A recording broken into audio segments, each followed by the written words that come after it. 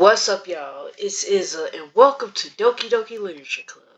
This game is not suitable for children or those who are easily disturbed, which, why would I be disturbed? Individuals suffering from anxiety or depression may not have a safe experience playing this game. For content warnings, please visit, By playing Doki Literature Club, you agree that you are at least 13 years of age and you consent to your exposure to, yep, I agree. Because I'm not even near 13 anyway, so.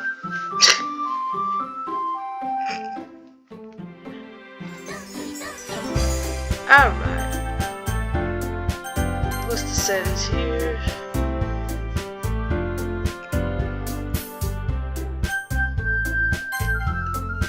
Alright, enter your name. Well, I'm gonna go by my Discord name. There we go.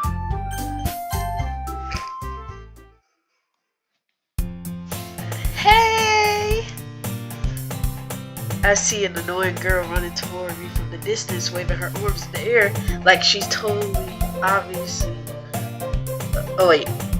oblivious to any attention she might draw to herself. Alright. That girl is Sayori, my neighbor and good friend since we were children. You know, the kind of friend you would never see yourself making today, but it just kind of works out because you've known each other for so long. Sorry about my accent, y'all. I really mess up my freaking reading. And plus, I'm not feeling good today, so yeah. We used to walk to school together on days like this, but starting around high school, she would oversleep more and more frequently, and I would get tired of waiting. Oh my god! I need to start reading more. That's what I need to do. Then maybe my English would be wonderful. But if she's going to chase after me like this, I almost feel better off running away. However, I just sigh idle in front of the crosswalk and let Sayori catch up to me. I overslept again! But I caught you this time. Maybe, but only because I decided to stop and wait for you. You say that like you were thinking about ignoring me. That's mean, Asteri. Well, if people stare at you for acting weird, then I don't want them to think we're a couple or something. Mine. But you did wait for me after all. I guess you don't have it in you to be me, even if you want to. Whatever you say, Sayori. We cross the street together and make our way to school. As we draw near, the streets become increasingly sprinkled with other students making their daily commute. By the way, Asteri, have you decided on a club to join yet? A club? I told you already, I'm not really interested in joining any clubs. I haven't been looking either. That's not true. You told me you would join a club this year. Did I? I'm sure it's possible that I did in one of our many conversations where I dismissively go along with whatever she's going on about. Sayori likes to worry a little too much about me when I'm perfectly content just getting by on the average of it by spending my free time on games and anime. I was talking about how I'm worried that you won't learn how to socialize or have any skills before college. Your happiness is really important to me, you know. And I know you're happy now, but I would die at the thought of you becoming a NEET in a few years because you're not used to the real world. You trust me, right? Don't make me keep worrying about you. Alright. I'll look at a few clubs if it makes you happy. No problems, though. No promises is what I mean. When I say problems, I'm Oh my god! I don't think recording sick was a good idea, y'all. Will you at least promise me you'll try a little? Yeah, I guess I'll promise you that. Yay! Why do I let myself get rejected by this? Whatever. Such a carefree girl. More than that, I'm surprised I even let myself prevent. Oh my god, just... I guess seeing her worry so much about me makes me want to ease our mind at least a little bit, even if she does okay, whatever, just, oh my god, we're just gonna skip some of this because like my reading is terrible right now. Plus I don't know what my glasses are. The school day is as ordinary as ever, and it's over before I know it. After I pack up my things, I stare blankly at the wall looking for an ounce of motivation. Clubs. Sayori wants me to check out some clubs. I guess I had no choice but to start with the anime club. Hello, Sayori. Sayori must have come into the classroom while I was spacing out. I look around and realize that I'm the only one left in the classroom. I thought I would catch you coming out of the classroom, but I saw you just sitting here and spacing out, so I came in. Honestly, you're even worse than me sometimes. I'm impressed. You don't need to wait up for me if it's going to make you late to your own club. Well, I thought you need some encouragement, so I thought, know what? Well, that you could come to my club. Sayori, yeah. There is no way I'm going to your club. Meanie! Sayori is vice president of the literature club. Not that I was ever aware that she had any interest in literature. In fact, I'm 99% sure she only did it because she thought it would be fun to help start a new club. Since she was the one to show interest after the one who proposed the club, she inherited the title vice president. That said, my interest in literature is guaranteed to be even less. Yeah, I'm going to the anime club. Come on, please!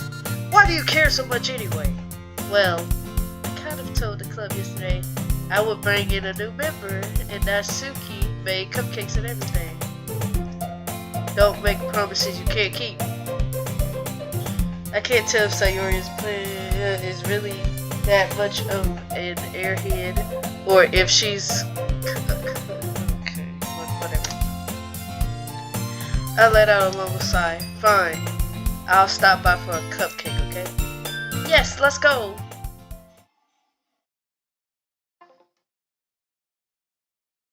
Alright. Today marks the day I sold my soul for a cupcake. I dejectedly followed Sayori across the school and upstairs a section of the class of school I rarely visit, being generally used for third year classes and activities. Oh my god. Sayori, full of energy, swings open the classroom. Oh. Whatever, just... Everyone, the new member is here! I told you, don't call me a new member. I glance around the room. Welcome to the Literature Club. It's a pleasure meeting you. Sayori always says nice things about you. Seriously? You brought a boy? Way to kill the atmosphere. Ah, Steri! What a nice surprise! Welcome to the club! All words escape me in this situation. This club is full of incredible cute girls. What are you looking at? If you want to say something, say it. Sorry. Natsuki. The girl with the sour attitude, whose name is apparently Natsuki, is one I don't recognize. Her small figure makes me think she's probably a first year. She is also the one who made cupcakes, according to Sayori. You can just ignore her when she gets moody. Sayori says that quietly in my ear and then turns back toward the other girls. Anyway, this is Natsuki, always full of energy. And this is Yuri, the smartest in the class. Club, oh my god. Well, it's a class, technically, yeah. We're just gonna say class, not a club. Don't say things like that. Yuri, who appears, whatever, more mature, okay, yeah. Whatever. Ah, well, it's nice to meet both of you. It sounds like you already know Monika, is that right? That's right. It's great to see you again, Asteri. Monika smiles sweetly. We do know each other well, we really talked, but we were in the same class last year. Monika was probably the most popular girl in class, smart, beautiful, athletic. Basically completely out of my league. So having her smile at me so cheerily feels a little. You too, Monika. Come sit down, Asteri. We made a room for you at the table so you can sit next to me or Monika. I'll get the cupcakes. Hey, I made them. I'll get them. Sorry, I got a little too excited. Then how about I make some tea as well? The girls have a few desks arranged to form a table. As Sayori mentioned, it's been widened so that there is one space next to Monika and one space next to Sayori. Natsuki and Yuri walk over to the corner of the room where Natsuki grabs a wrap tray and Yuri opens the closet. Still feeling awkward, I take a seat next to Sayori. Natsuki proudly marches back to the table, tray in hand. Okay, are you ready? Ta-da! Ooh. Natsuki lifts the frill off the tray to reveal a dozen white, fluffy cupcakes decorated to look like little kids. Little cats. Kitties. I'm sorry. That actually tastes yummy. I want something like that, yeah. The whiskers are drawn with ices and little pieces of chocolate were used to make ears. So cute! I had no idea you were so good at baking, Natsuki. Well, you know. Just hurry and take one. Sayori grabs one first, then Monika, I follow. It's delicious. Sayori talks with her mouth full and has already managed to get icing on her face. I turn the cupcake around with my fingers, looking for the best angle to take a bite. Natsuki is quiet. I can't help but notice her sneaking glances in my direction. Is she waiting for me to take a bite? I finally bite down. The icing is sweet, full of flavor. I wonder if she made it herself. This is really good. Thank you, Natsuki. Why are you thanking me? It's not like I heard this somewhere before. Made them for you or anything. I thought you technically did, Sayori said. Well, maybe, but not for, you know, you dummy.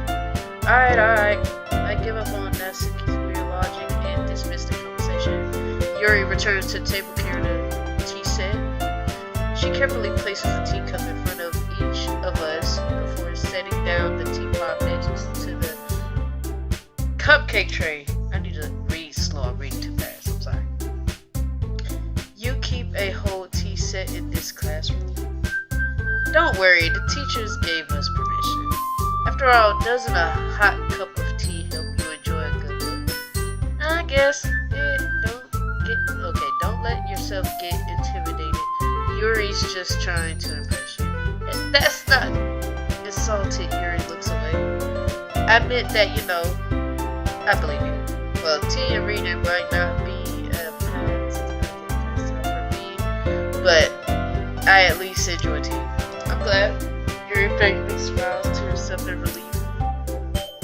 Monika raises her eyebrow and smiles at me. So what made you consider the literature club? I was afraid of this question.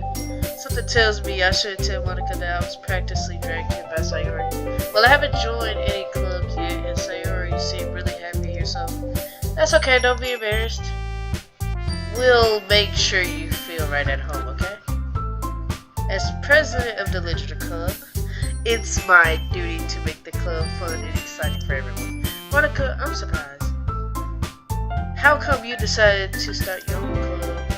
could probably be a board member for any of the major clubs. Weren't you a leader of the debate club last year? Well, you know, to be honest, I can't stand all of the politics around the major clubs. It feels like nothing but arguing about the budget and publicity and how to prepare for events. I would much rather take something I personally enjoy and make something special out of it. And if it encourages others to get into literature, then I'm fulfilling that dream. Monika really is a great leader. Yuri also nods in agreement. And I'm surprised there aren't more people in the club yet. It must be hard to start a new club. You can put it that way. Not many people are very interested in putting out all the effort to start something brand new. Especially when it's something that doesn't grab your attention like literature. You have to work hard to convince people that you're both fun and worthwhile. But it makes school events like the festival that much more important. Oh my god. Can't read. Yeah, y'all gonna have to put up with this of me not reading today, cause I'm trying to really focus. Hold on. I'm confident that we can all really grow this club before we graduate. Right, everyone? Yeah. We'll do our best. You know it. Everyone. Okay, everyone agrees. Such different girls, all interested in the same goal. Monika must have worked really hard just to find these three. Maybe that's why they were all so delighted by the idea of a new member joining. Though I still don't really know if I can keep up with their level of amusement about literature. So, Asteri, what kinds of things do you like to read? Well, considering how little I've read these past few years, I don't really have a good way of answering that. Manga. I muttered quietly to myself after. Natsuki's head suddenly perks up. It looks like she wants to say something, but she keeps quiet. Not much of a reader, I guess. Well, that can change. What am I saying? I spoke without thinking after seeing Yuri's sad smile. Anyway, what about you, Yuri? Well, let's see. Yuri traces the rim of her teacup with her finger. My favorites are usually novels that build deep and complex fantasy worlds. The level of creativity and craftsmanship behind them is amazing to me. And telling a good story is such a Yuri goes on clearly passionate about her reading. Oh my god. She seems so reversed and timid since the moment I walked in. But it's obvious by the way her eyes light up that she finds her comfort in the world of books, not people. But you know, I like a lot of things. Stories with deep Isn't it amazing how a writer can be so desperately take advantage of your own lack of imagination to completely throw you for a loop? Anyway, I've been reading a lot of horror lately. I read a horror book once. Oh, I desperately grasping something I can relate to at the minimum level. At this rate, Yuri might as well be having a conversation with the rock. Really? I wouldn't have expected that, Yuri, for someone as gentle as you. I guess you could say that. But if a story makes me think or takes me to another world, then I really can't put it down. Sincere horror is often very successful at changing the way you look at the world, if only for a brief moment. Ugh, I hate horror. Oh, why's that? Well, I just do. Natsuki's eyes dart over to me for a split second. Never mind. That's right, you usually like to write about cute things, don't you, Natsuki? What? What gives you that idea? You left a piece of scrap paper behind last club meeting. It looked like you were working on a poem called Don't Say It Out Loud! And give that back! Bye bye. Your cupcakes are boobs. Everything you do is just as cute as you are. So you're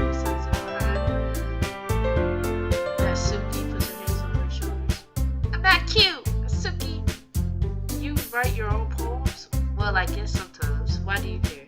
I think that's impressive. Why do you share them sometimes? No. Joe, sure.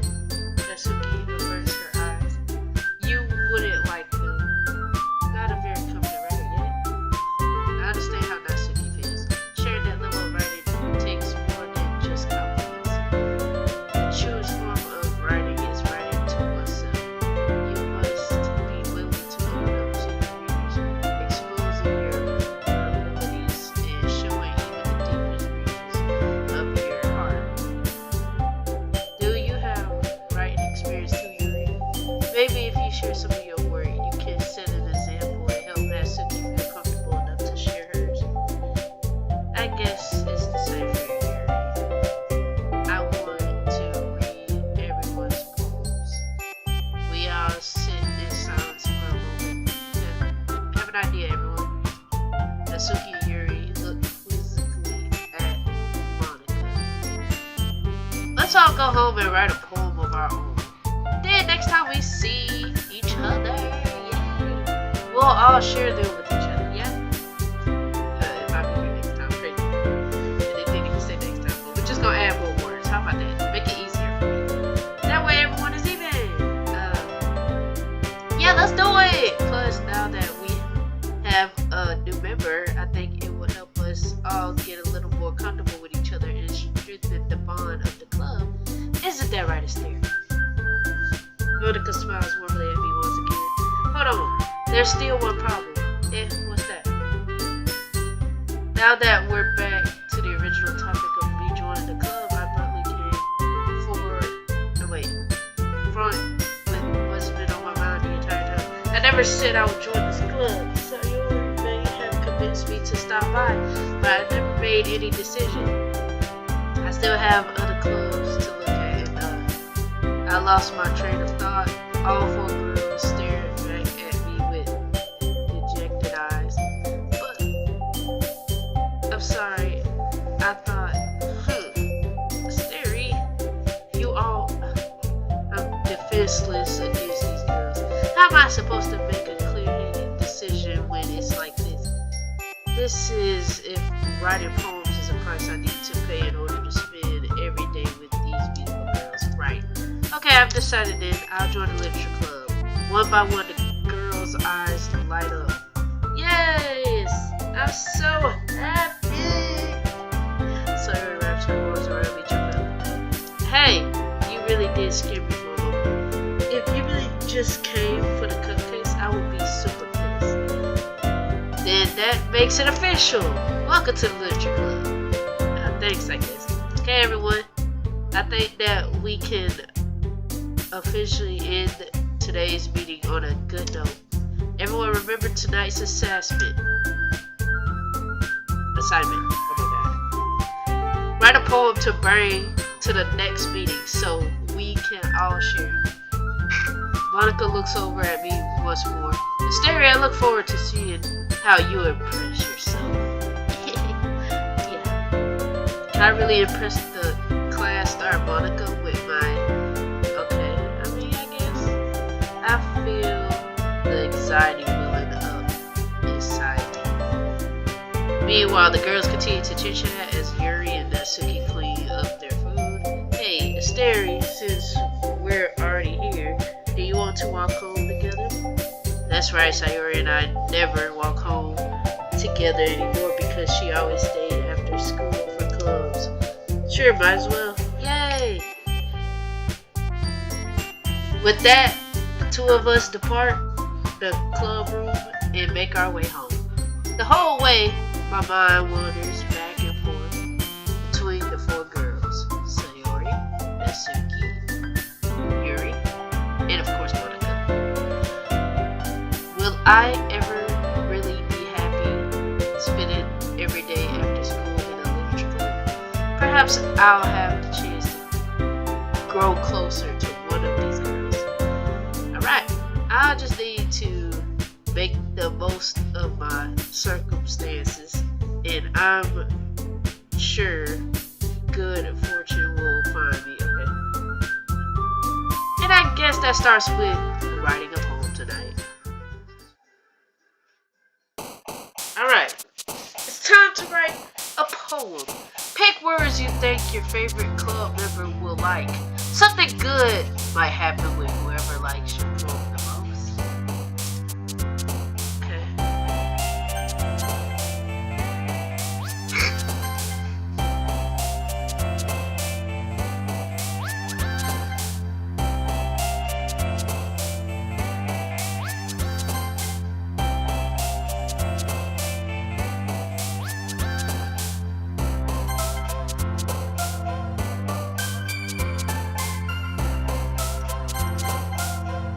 Oh,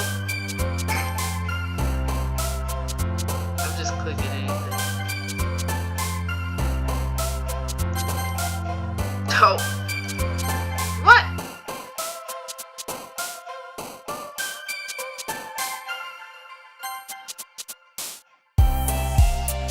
What is these words?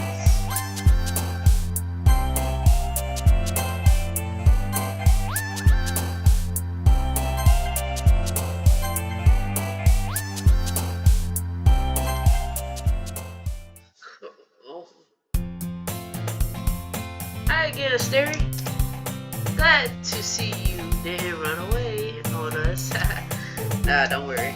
This might be a little strange of me, but I at least keep my word. Well, I'm back at the literature club. I was the last to come in, so everyone else is already hanging out. Thanks for keeping your promises, Terry. I hope this isn't too overwhelming of a... Okay. Making you dive headfirst into literature when you're not... okay. Yeah. You right. Oh, come on, like he deserves any slack. Sayori told me you didn't even want us... Wait. Sayori told me you didn't even want to join any clubs this year. And last year, too. I don't know if you plan to just come here and hang out or what. But if you don't take us seriously, then you won't see the end of it. Natsuki, you certainly have a big mouth for someone who keeps her manga collection in the classroom. Natsuki finds herself stuck between saying Monika and manga. Manga is literature. Swiftly defeated, Natsuki plops back into her seat. Don't worry, guys. Asteri always gives it his best. As long as he's having fun, he helps me with busy work without me even asking. Like cooking and cleaning my room. How dependable. Sayori, that's because your room is so messy, it's distracting. And you almost set your house on fire once. Is that so? You two are really good friends, aren't you? I might be a little jealous. How come you and Asteri can become good friends too? Sayori, huh? As usual, Sayori seems okay. Weird situation she put me into. Oh, you're even brought you something today, you know. Wait, Sayori, me? Not really. Don't be shy. It's really nothing. What is it? Never mind. Sayori made it look like a big deal when it's really not. What do I do? I'm sorry, Yuri. I wasn't thinking. I guess that means it's up to me to rescue this situation. Hey, don't worry about it. First of all, I wasn't expecting anything in the first place. So, any nice... it'll make me happy no matter what. Is that so? Yeah, I wouldn't make it a big deal if you don't want it to be. Alright. Well, here. Reaches out into her bag and pulls out a book. I didn't want you to feel left out, so I picked out a book that I thought you might enjoy. It's a short read, so it should keep your attention even if you don't usually read. And we could, discuss it if you wanted. This is, how is this girl accidentally being so cute? She even picked out a book she thinks I'll like, despite me not reading much. Yuri, thank you. I'll definitely read this. Okay. Phew! Well, you can read it at your own pace. I look forward to hearing what you think. Now that everyone's settled in, I expect Monika to kick off some scheduled activities for the club. But that doesn't seem to be the case. Sayori and Monika are having a cheery conversation in the corner. Yuri's face is already buried in the book. I can't help but notice her intense expression, like she was waiting for this chance. Meanwhile, Natsuki is rummaging around the closet. Yeah. Man, looks like no one wants to be bothered today. I slumped down to the nearest desk. How am I supposed to occupy myself with something literature related about myself like this? I guess I could always read some of the book Yuri gave me, but I feel a little too tired to read. I could probably fall asleep right now.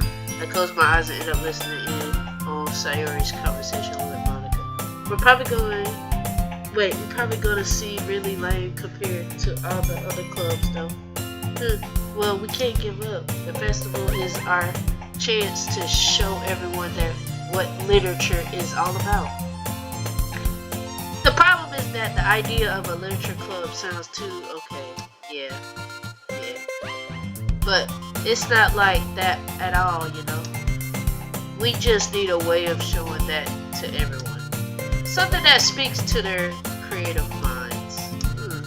That doesn't solve the problem though. What do you mean? Even if we come up with the most fun thing ever, no one will come in the first place if it's a literature thing. So it's more important to figure out how to get people to show up in the first place, you know? And after they come, we can do the thing to speak to their creative minds. What's this? Sayori is taking this really seriously. It's rare to hear her deliberately like this. Okay. That's a good one.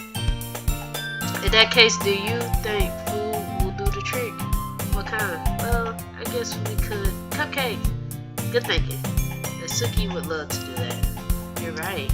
Natsuki makes the best cupcakes. That works out perfectly. That wasn't why you suggested it. Cupcake speaks to my creative tummy. Yeah.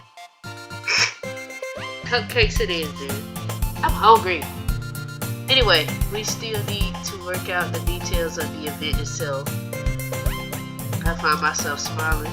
At the end, Sayori is still her usual self. But therein lies the unexpected reason I admire her. Unlike me, who has trouble finding any motivation at all, Sayori can put her mind to things and make them come to life. I suppose that's why I end up letting her get on my case about things. I can't help but wonder what it would be like to see the world through her eyes. I open my eyes to find Sayori's face filling my vision. I nearly fall out of my chair. Sorry! Wait, actually, I'm not sorry at all. It's your fault for sleeping like that. This isn't the napping club. Does our school have a napping club? You're staying up late again, aren't you? Now that you're in a club, you're gonna have less time for anime, you know? You'll need to get used to it. Don't say that out loud. I glance over my shoulder to see Monika. I glance over my shoulder to see if Monika overheard. It's true though. Yeah, I know. You're always looking out for me, Sayori. It's what I do best. That's a problem. What about you? You look out for me better than you look out for yourself. You're still oversleeping every night, aren't you? Not every day. That's not very convincing. How many days this past week have you gotten up on time? That's a secret, I knew it. Come on. At least you give me the benefit of the doubt. I can't even do that. Look, Sayori, it's written all over you. Sayori glances around at herself. How was it written all over you? You were clearly in a rush this morning. Look, your hair is sticking out all around here. I run my fingertips down the side of Sayori's hair, trying to straighten it out. Man, you really had to. Wait, you really need a brush for this. My hair is just really hard to get right. I won't fall for that. There's more than just your hair. Look, your bow isn't straight. And there's a toothpaste stain on your collar right here. I try to wipe off the stain with my finger, but nobody would ever notice that. Of course they would. Nobody's gonna tell you about it because they don't want to embarrass you. Frankly, I really don't care about that. Hey, you be.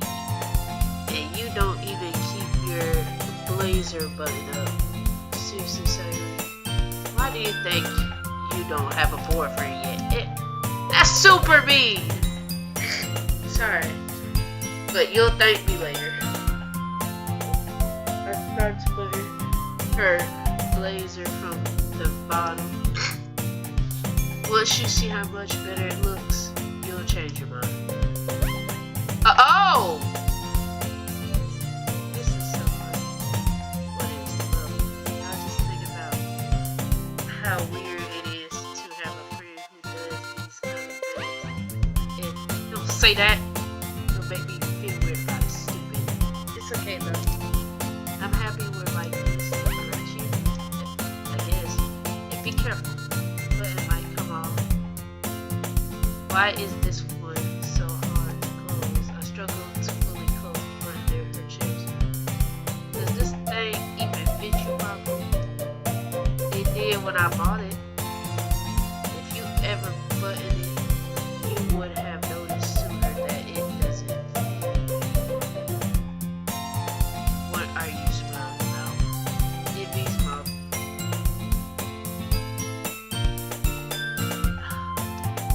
Don't say that out loud.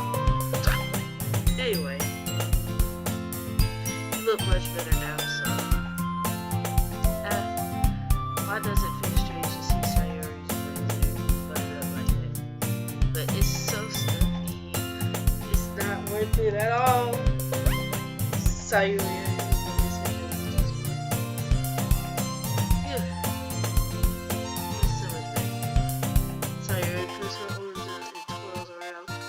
So if I keep it unbuttoned, then I won't get a boyfriend, right? What kind of logic is that? And why are you saying that like it's a good thing? Because if I had a boyfriend, then he wouldn't even let you do things like this. And you take care of me better than anyone else would anyway. So that's why I'm keeping it unbuttoned. Stop saying all these embarrassing things. I didn't say anything embarrassing. Jeez.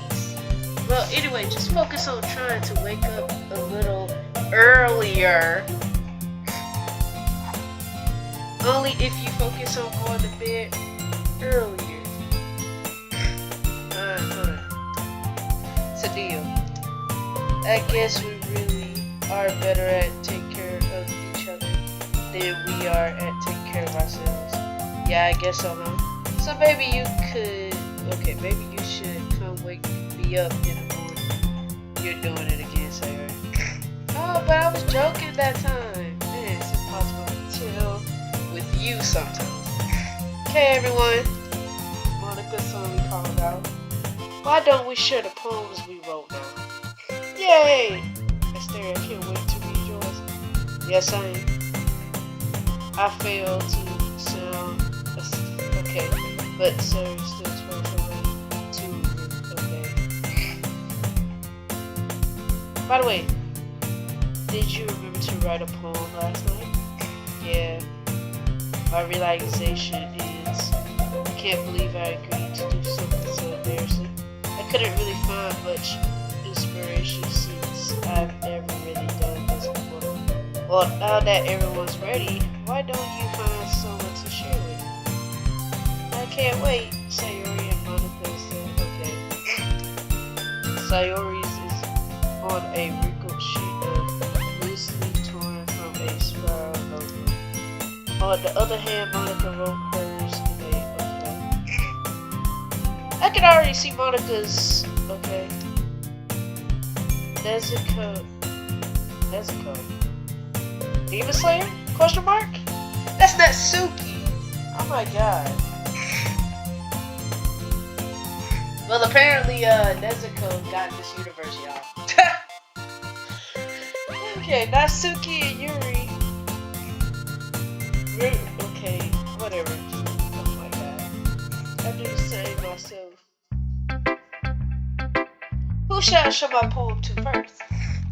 My girl Sayori. I'm definitely most comfortable shooting with Sayori first. She's my good friend after all. Oh my goodness, this is so good, Sayori. I love it. I had no idea you were such a good writer. Sayori, you must be seriously overreacting. I'm not a good writer at all. I honestly have no idea what I'm doing. Well, maybe that's why. Because I have no idea what I like to do. Jeez, I'm sure yours opinion has to be a little more, okay. Maybe even this. Are you sure you don't like it just because I wrote it? Well, I'm sure that's part of it. I think I understand you better than a lot of other people, you know? So when I read your poem, it's not just a poem, it's a story poem. And that makes it feel extra special. Like I can feel your feelings in it. Sayori hugs the sheet against her chest. You're so weird, Sayori. I'm really happy just that you wrote one. It just reminds me of how you're really a part of the club now. Not to mention the fact that I'm standing in front of you in the classroom. Like, club room. Oh wait, I did say I was gonna call it classroom. Yeah, it's classroom. Yeah, well, of course. I'm not really into it yet. But that doesn't mean I'll break my promise. See? It's like I said before, Stary. Deep down, you're not selfish at all, you know? Trying to do things like this for other people. That's something that only really good people do. Thanks, Sayori. I'm not sure if Sayori sees the full picture of my motive here. Then again, can't deny that she's part of the reason I joined. Knowing how much this means to her and all. Yeah. I'm gonna make sure you have lots of fun here. That will be my way of thanking you. Alright, I'm going to hold you to that then. Yay, now you read my poem too, right? Don't worry, I'm really bad at this. Well, we'll see about that. Dear sunshine, the way you glow through my blinds in the morning, it makes me feel like you miss me. Kissing my forehead to help me out of bed. Making me rub the sleepy from my eyes. Are you asking me to come out and play? Are you trusting me to wish away a rainy day? I look above, the sky is blue. It's a secret, but I trust you too. If it wasn't for you, I could sleep forever. But I'm not mad, I want breakfast. What? Sayori. This is just a guess, but did you wait until this morning to write this? No, just a little bit. You can't answer just a little bit to a yes or no question. I forgot to do it last night, but at least that makes me feel a little better about myself. Don't be mean. I still try my best. Yeah, I didn't mean to say that it was a bad poem. It came out nice, or how should I put it? It sounds just like you. Really? Yeah. Especially that last line. I made eggs and toast even though you were late to school. It's bad to skip breakfast. I get out quick. Well, I guess there's no point in arguing. Anyway, thanks for showing me. This was so much fun. Monika's the best. Yeah, but next time I won't forget. And I'm going to write the best poem ever. Well, I guess I look forward to it. Who shall I show my poem to next? Monika, yeah. Hi, Stary. Having a good time so far? Oh, yeah? Good. Glad to hear. By the way, since you're new and everything, if you ever have any suggestions for the club, like new activities or things we can do better, I'm always listening. Don't be afraid to bring things up, okay? Alright, I'll keep that in mind. Of course, I'll be afraid to bring things up. I'm much better off just going with the flow until I'm more settled in. Anyway, want to share your poem with me? It's kind of embarrassing, but I guess I have to. Don't worry, Sterry. We're all a little embarrassed today, you know? But that sort of barrier that we'll all learn to get past. So, yeah, that's true. I hand Monica my poem. I like this one. It makes me think of something Sayori would like. Is that so? You and Sayori are really good friends, right? I wouldn't be surprised if you had those sort of things in common. Oh well, we may be good friends, but Sayori and I are really actually different. Yeah. Well, that may be the case, but maybe there are also some similarities that you wouldn't expect. The way she talks about you, it sounds like the two of you really care about each other's well-being.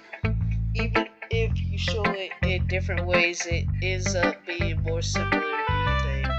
So I think that's the kind of vibe I get when reading your poem. You sure you're not reading into it too much? I could be. Gosh, I sound like you read. But in case Sayori's writing has some kind of gentle to it, I can tell that she likes exploring with emotions like happiness and sadness.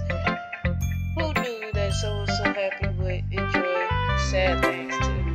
Yeah, that's totally unexpected. To each their own. And you shouldn't be afraid to experiment a little bit either. I'm sure I'll end up trying different things a lot. It could take a while before I feel comfortable with this. Okay. That's okay. I'd love to see you try new things. That's the best way to find the kind of style that suits you. Everyone else might be a little okay, yeah. But I always help you find what suits you the most.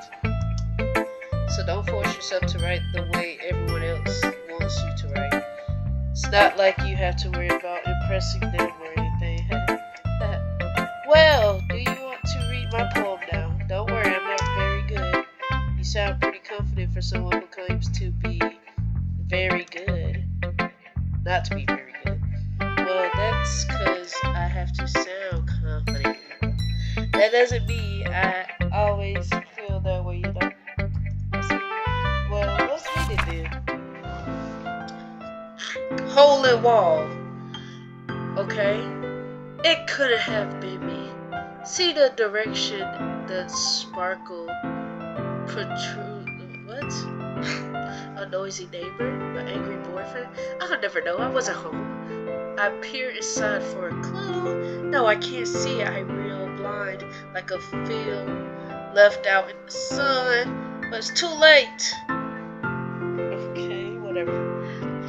Already scratched with a permanent copy of the meaningless image. It's just a little hole. It wasn't too bright. It was too deep. Scratching forever into anything. A hole of infinite choices. I realize now that I wasn't looking in. I was looking out. And he, on the other side, was looking in.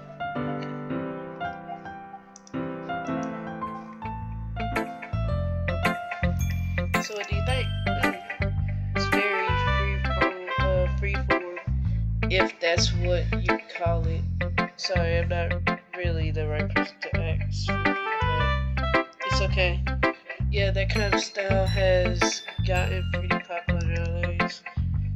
That is, a lot of folks have been putting, okay, when performed out loud, it could be very powerful. Okay, let me stop. What was the inspiration behind this book? I'm not sure if I know how to put it. I guess you could say that I had some kind of, it's been influenced by poems a bit. Yeah, something like that. I'm kind of nervous to talk about deep stuff like that because it's kind of coming on strongly. Maybe after everyone is better friends with each other. Anyway, here's Monika's writing tip of the the day. Sometimes when you are writing a poem or a story, your brain gets too fixated on a specific point. If you try so hard to make it perfect, then you will never make any progress. Just force yourself to get something down on the paper and tidy it up later. Another way to think about it is, okay, if you keep your pen in the same spot for too long, you'll just get a big dark puddle of ink. So just move your head and go with the flow. That's my advice for today. Thanks for listening.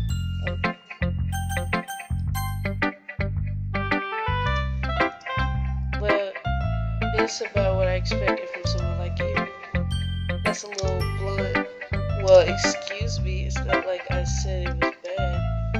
It just didn't evoke any emotions. So basically, it's like keep your food in your taste. Do you want to get smacked? I'll pass. Sorry. Well, anyway, I guess I need to show you mine. Not that you don't like it. Eagles can fly. Monkeys can climb. Crickets can leap. Horses can race. Owls can seek. Cheetahs can run. Eagles can fly. People can try. But that's about it. Yeah, told you that you weren't gonna like it. I like it. What? Just be honest. I am. Why are you so convinced that I wouldn't like it? Well, because everyone in high school thinks that writing has to be all sophisticated and stuff, so people don't even take my writing seriously. But isn't the point of poems for people to express themselves? Your writing style wouldn't make your message any less violent. Yes, exactly. I like when it's easy to read, but it hits you hard. Like in this poem, seeing everyone around you do great things can be really disheartening. So I decided to write about it. Yeah, I understand. But the other nice thing about simple writing is that it puts more weight on the role play. Like I set up for a rhythm at the end, but then made it fall flat on purpose. It helps bring out the feeling in the last line, so you did. I guess more went into it than I realized. That's what it means to be a pro. I'm glad you learned something. Didn't expect that from the youngest one here, did you? Yeah, I guess not. I decided to. Okay. I don't really care how old everyone is, but if Natsuki is feeling proud, then I won't take that away from her.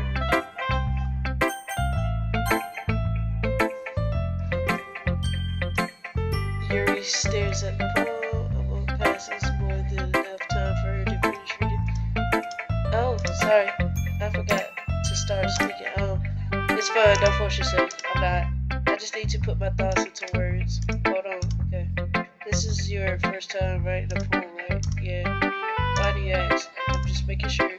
I guess that it might be after reading through it. Ah, so is that bad? No. Did I just raise my voice? I'm sorry. Yuri buries her face in her hands. I couldn't help but notice that it's been several minutes and we really haven't gotten anywhere. It might take Yuri a while to get used to new people. It's fine. I really didn't notice. What were you saying? Right, it's just that there are specific writing habits that are usually typical of new writers. And having been through that myself, I kind of learned to pick up on them. I think the most noticeable thing I recognize in new writers is that they try to make their style very deliberate. In other words, they tend to pick a writing style separate from the topic matter and they forfeit the two together. The end result is that both the style and the expressiveness are weakened. Once Yuri finds her train of thought, it's as if her demeanor totally changed. Her demeanor is completely gone, and she sounds like an expert. Of course, that's not something you can be blamed for. There are many different skills and techniques that go into writing even a simple poem. Not just finding them and building them, but getting them to work together is probably the most challenging part. It might take you some time, but all comes with practice and learning by example and trying new things. I also hope that everyone else in the club gives you reliable feedback. Okay. Natsuki can be a little bit okay. How? Well, never mind. I shouldn't be talking about people like that. Sorry. It's fine. I'm not sure if Yuri is apologizing to herself, to me, or to Natsuki. Do you mind if I read your poem now? Please do. I'd love to share my thought process behind it. Yuri smiles dreamily as if that's a rare opportunity for her, which itself is kind of funny. After all, isn't this supposed to be a different poem? Okay. Ghosts underneath the light. Okay, what? She got penmanship. What is this? My what? Yeah, I can't read your joke, man. I'm sorry. You're too much penmanship. I'm sorry, I have such terrible handwriting. What? I wasn't thinking that at all. But it took you a long time to read. Well, I just don't read scripts very often. I actually think your handwriting is pretty. That's a relief. Also, I like the poem. Even though it's short, it was really okay. It wasn't too short. I usually write longer poems. Not at all. I'm really glad you like it. I'll be honest, since it's our first time sharing, I want to write something a little more, okay? Something easy to do. I suppose. Are you into ghost Yuri? Actually, the story isn't about ghosts at all. I must have totally missed the point. Well, I suppose you did only glance over it after all. But remember that okay, how people express their own thoughts, feelings, and experiences in their work. They usually do more than tell a simple story or paint a picture. In this case, perhaps the subject of the poem is only being compared to lingering in her last remaining space of comfort, unable to let go of the past, and soon to be left with nothing. That's a lot of more whatever. I haven't even thought of that as a person. It's nothing really. Well, it makes me happy that you think that. Just remember that it won't be long before you pick up on these things too. Yeah, maybe you're right. I guess I'll have to keep trying. I'm counting on you. Phew. I guess that's everyone. I glanced around the room. That was a little more stressful than I anticipated. It's as if everyone is judging me for my... Okay. Even if they're just trying to be nice, there's no way my poems can stand up to theirs. This is a literature club after all. I sighed. I guess that's what I ended up getting myself into. Across the room, Sayuri and Monika were having a chat. My eyes landed on Yuri and Natsuki. They, exchanged sheets of paper and as they read, and Natsuki eyebrows frowned in frustration. Meanwhile, Yuri smiled sadly. What's with this language? Did you say something? Oh, it's nothing. That's okay. Dismissively returns the poem to the desk with my hand. I guess you can say it's bad for me. Thanks. Yours is cute. Cute? Did you completely miss the symbolism or something? It's clearly not the feeling of giving up. How can that be cute? I know that. I just meant the language of this. I was trying to say something nice. You mean you had to try that hard to come up with something nice to say? Thanks, but it really didn't come out nice at all. Well, I do have a couple of suggestions. If I was looking for suggestions, I would have asked someone who actually liked it, which people did, by the way. Sayori liked it, and Asteri too. So based on that, I'm gladly give you some suggestions of my own. First of all, excuse me, I appreciate the offer, but I've spent a long time establishing my writing style. I don't expect it to change anytime soon unless, of course, I come across something particularly inspiring, which I haven't yet. And Asteri liked my poem too, you know. He even told me he was impressed by it. Nasuki slowly stands up. Oh, I didn't realize you were so invested in trying to impress our new member, Yuri. Eh, That's not what I.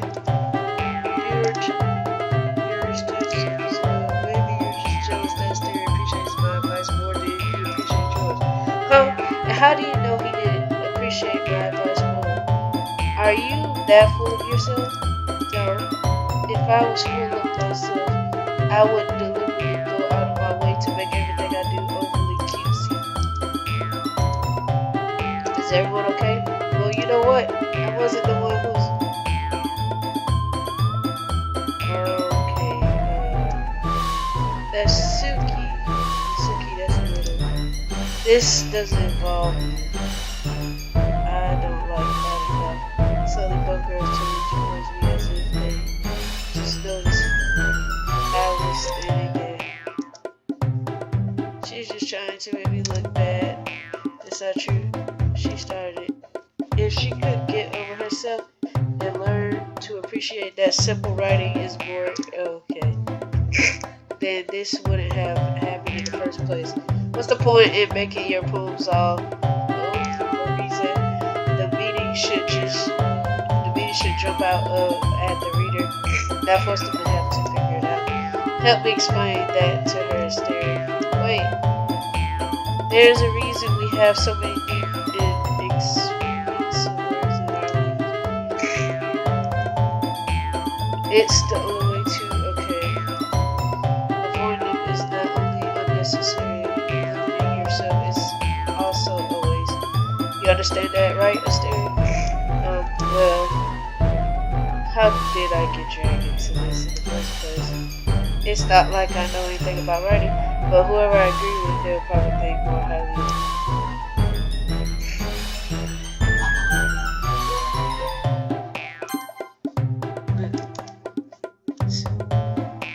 Because as I be drawing up the words I had in my mouth, so instead of turning but yours is prejudice defenses that I can't bring myself to say anything to her. Everyone's fans making Sayori uncomfortable. How can the two of you keep fighting when you know you're making your friend feel like this? Asteri, well, that's her problem. This isn't about her. I agree. It's unfair for others to interject their own feelings into our comfort. Yeah, unless Sayori wants to tell Yuri what a stuck up ooh she's being.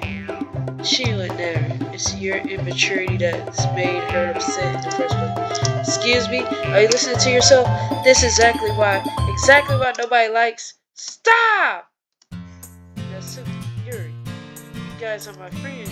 I just want everyone to get along and be happy. My friends are wonderful people. And I love them because of their differences. But Suki's poems, they're amazing because they give you so many feelings with just a few words. Yuri's poems are amazing because they paint beautiful pictures in your head. Everyone's so talented. So why are we fighting? Because, well, also, Nasuki's cute and there's nothing wrong with that. And Yuri's I won't talk about that. Whoa! Sayori stands. Monika stands behind her with a crazy. I'll make something very rushes off. As soon as she's down, I'll make a special Roblox Username. Is this so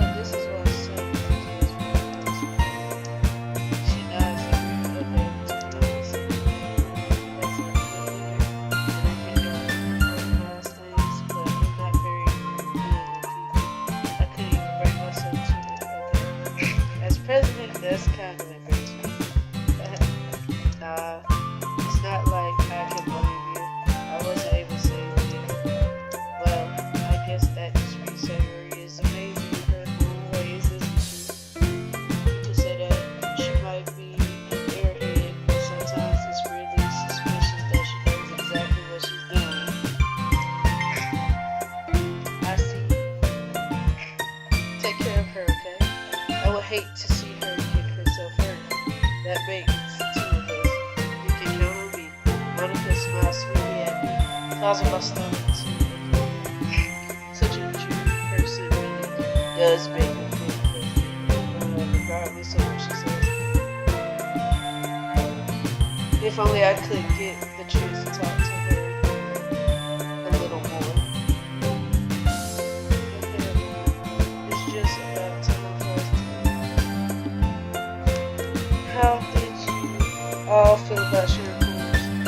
It was a lot of fun. Well, I'll say it was worth it. It was alright, well, mostly. Mystery, how about you? Yeah, I'll say the same. It was a neat thing to talk about with everyone. Amazing. In case we'll do the same thing tomorrow, and maybe you learn something from your friends too, so your poems will turn out even better. I think to myself, I did learn a little more about the kinds of poems everyone likes. With any luck, that means I can at least do a better job impressing those I want to. I nod to myself with newfound payment. Starry, ready to walk home? Sure, let's go. Sayuri was at me, okay? It truly has been a while since Sayuri and I have spent this much time together. I couldn't really say I'm not enjoying it either. Sayuri, about what happened earlier, what do you mean? You know, between Yuri and Natsuki. Does that kind of happen often? No. That's really the first time I've ever seen them fight like that. I promise they're both wonderful people. You don't hate them, do you? No, I don't hate them. I just wanted your opinion, that's all. I can see why they make good friends with you. You know, Starry, it's nice that I get to spend time with you in the club, but I think seeing you get along with everyone is what makes me the happiest. And I think everyone really likes you too. Every day is going to be so much fun. It looks like Sayuri still hasn't caught onto the kind of situation I'm in.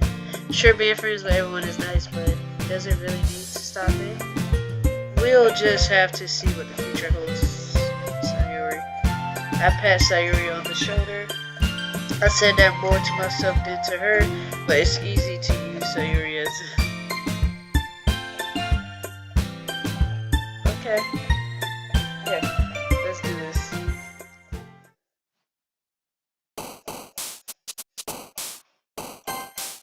Oops.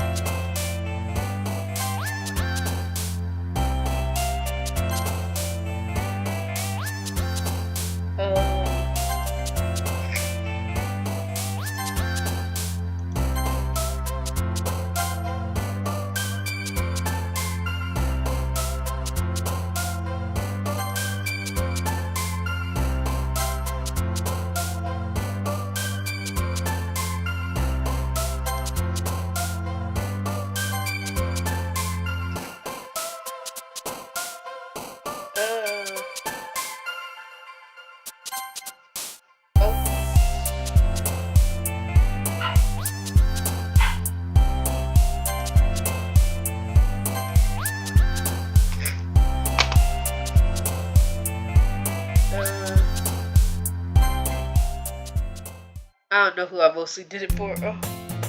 Another day passes, and it's time for the club meeting already. I've gotten a little more comfortable here over the past day. Get into the club, the usual scene greets me. Hi, Starry.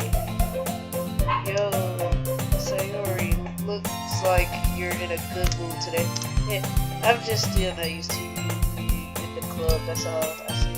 That's a pretty simple thing to get you in a good mood. But I guess it's always the simple things with you anyway. Speaking of which, I'm kind of hungry. Will you come with me to buy a snack? No thanks. That's not like you at all. I have my reasons. Why don't we take a look at your purse, Sayuri? Why is that all of a sudden? No reason. I just wanted to look at it. Then Sayuri nervously retrieves her coin purse. She fumbles with the latch and gets it open. Then she turns it upside down. Lets it. Okay. Only 2 small tokens fall out. I knew it. I can see right through you, Sayuri. It's not fair. How did you even know? It's simple. If you had enough money in the first place, you would have brought a snack before coming into classroom. So, either you're not hungry and want an excuse to take a walk, or you plan to convincingly forget that you spent all your money so that I would lend you some. But there's one more thing. You're always hungry. I give up. Don't make me feel guilty. If you feel guilty, that means you deserve to feel guilty. Yuri suddenly listened. I didn't notice that she was listening. Her face is in her book as always. I wasn't listening or anything. It was just something in my book. Yuri, tell Stary to let me borrow some nuts. Don't get me involved like that, Sayori. Besides, you should only buy what you can responsibly afford. And frankly, after pulling a mischievous little stunt like that, your suffering is fair enough to okay. I didn't mean that. I got too observant in my book. I really like when you speak about Yuri. It doesn't happen much, but it's a fun side of you. That's no way you could think that. You were right though. I did something bad and I have to accept it, okay? Bad. Still, coming from you, say. I guess there's a little double side all of us, isn't there? Don't let her fool you. Sayuri knows exactly what she knows. After all, she told you guys she was bringing me to the club before she even told me. But you wouldn't have come if it weren't for the cupcake. So I had to trick Natsuki into making them. Come on, give me more credit than that, Sayuri. Out of nowhere, something smacked Sayuri in the face, and dang, what was a cookie? Sure enough, it's a giant cookie wrapped in plastic. Sayuri glances around. Is that a miracle? It's because I had my crazy. About that one almost worked. I was just gonna give it to you, but then I heard you It was totally worth seeing your reaction though. Natsuki, that's so nice of you. I'm so happy. Sayuri hugged the cookie. Jeez, just eat it. Sayuri tears open the wrapper and takes a bite. Good. Sayuri suddenly, okay. I bit my tongue. You're going through a lot over just one cookie. Natsuki takes a bite of her own cookie. Yours look really good too, Natsuki. Can I try it? Jeez. Bakers can't be choosers, but yours is chocolate, yeah. Why do you think I gave you that one? Fine. Still, I'm really happy that you shared this one with me. Sayori gets out of her seat, goes behind Natsuki, then wraps her arms around her. Jeez, I get it. Cookie's still in here. Natsuki reaches up to Sayori suddenly leans down, takes a bite out of Natsuki's cookie. Hey, did you seriously just do that? Mouthful, Sayori says, Yuri and I laughed as well. just like, yeah. That's Suki glances around. Monika isn't in the classroom. Where's Monika anyway? Good question. Have any of you heard anything about her being late today? Abby? Yeah, I haven't either. That's a bit unusual. Hope she's okay. Of course she's okay. She's probably just had something to do today. She's pretty popular after all. You don't think she has a... I wouldn't be surprised. She's probably more desirable than all of us combined. That's true. Excuse me? Suddenly the door swings open. Sorry, I'm super sorry. Ah, there you are. I didn't mean to be late. I hope you guys weren't worried or anything. Monika chose the club over her boyfriend after all. You're so strong-willed. Boyfriend? What on earth are you talking about, Monika? What? Never mind that. What held you up anyway? My last period today was study hall. To be honest, I kind of just lost track of time. That makes no sense though. You wouldn't have heard the bell, at least. I must have not heard it since I was practicing piano. Piano? I wasn't when you play music as well, but I don't really. I kind of just started recently. I've always wanted to learn piano. That's so cool. You should play sometimes. You should play something for us, Monika. That's Monika looks at me. Maybe once I get a little bit better, I will. Yeah. Sounds cool. I will also look forward to it. Is that so? In that case, I won't let you down, Starry. Monika smiles sweetly. I didn't mean any pressure or anything like that. Don't worry. I've been practicing a whole lot recently. And I really love the chance to share once I'm ready. I see. In that case, best of luck. Thanks. So, I didn't miss anything, did I? Not really. I choose to leave out Sayori's mischievous thing. I'm sure that Suki would end up complaining to her anyway. It looks like everyone has already settled down. Sayori somehow already finished her entire thing. Yuri is back to her book and Natsuki disappears into the closet. Asteri! Sayori suddenly comes up to me. I'm going to get some supplies from under the classroom. Want to come with me? Supplies? What for? Well, you know how the festival is coming up. Me and Monika were going to make some posters and stuff. So I need to go find some crayons and markers and glue sticks. I see. Sure, I'll go with you. Yay! Okay, Monika will be back soon. Are you going with Asteri to get the supplies? There's no need to trouble yourself. He'll be happy to go. I'll be happy to go. Oh, I want to go. It's so much fun exploring empty classrooms and stuff. Okay. It was just a suggestion. See if you can find poster paper too, okay?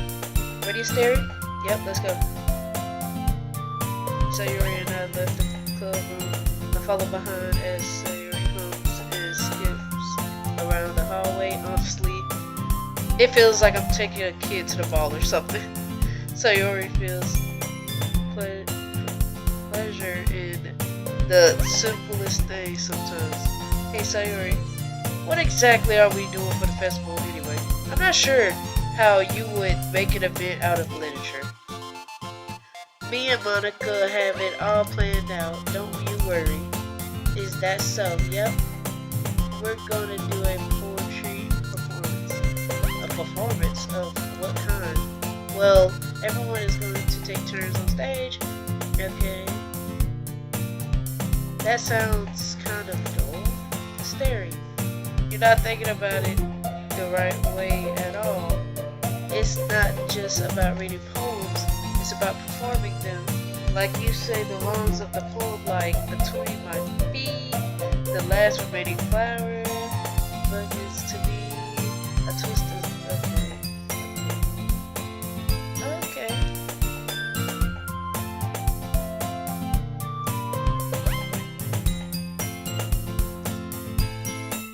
Like that, Sayuri. How do I put this? I'm sure it's just me, but it's impossible for me to take you seriously when you talk like that. You meanie. I'm working super hard on this, you know? I know. I just meant that it's a pretty... Ooh. Don't say that, it's embarrassing. But I guess that means I'm doing a good job. Yeah, I guess so. I'm so sorry. The festival is going to be so much fun. Sayori spins herself around in the hallway again. Hey Asteri, this classroom over here is empty. Let's begin the mission. The mission? It's been a long time since I've spent time with Sayori like this. But in the end, she hasn't changed one bit. She's nothing but a ball of sunshine, drawing happy vibes from the world around her. It's a pretty nostalgic feeling for me. As the years went by, I began to hold myself in my room more and more. So going adventuring with Sayori brings about a special sort of feeling I forgot I had in me. The two of us entered the closet. Sayori heads straight to the closet and I follow. Let's see what we have in here. Crayons! Sayori pulls out a box of crayons off the shelf. They're the best brand too. They're kind of dirty though. Sayori starts pulling them. Okay. Alright, that's one down. Don't get distracted. We still need to find. Wait, I'm looking for my favorite color. Fine. Then at least move aside so I can look for the closer one. I dropped one by accident. Oh. Sayori bends over and smacks her forehead right into the shelf. She falls to the floor and the crayons spill all over her lap. Yeah, okay, my forehead. Sayori clenches her forehead. Sayori, that's just like you, isn't it? Come on, let me see. Says Sayori sitting on the floor. I grab her by the waist and pull her out of the closet. You have to move your hands, but it hurts.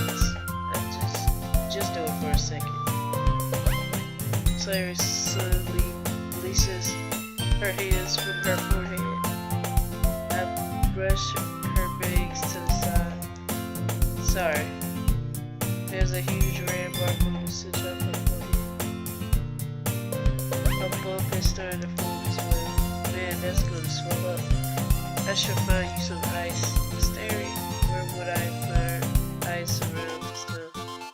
I guess a cold drink will do. You don't have to. I'm fine with looking like a unicorn. Even, oh, crazy. What are you saying? I'll be right back, okay? Okay. I pat Sayori on the shoulder and run out into the hallway. I locate the nearest vending machine. What should I get? It doesn't really matter since it will be used as an ice pack rather to drink. But I know Sayori likes apple juice, so I purchased that one. In just a moment, I'm already returned to the classroom where I left Sayori. She has one palm on her forehead and is using the other hand.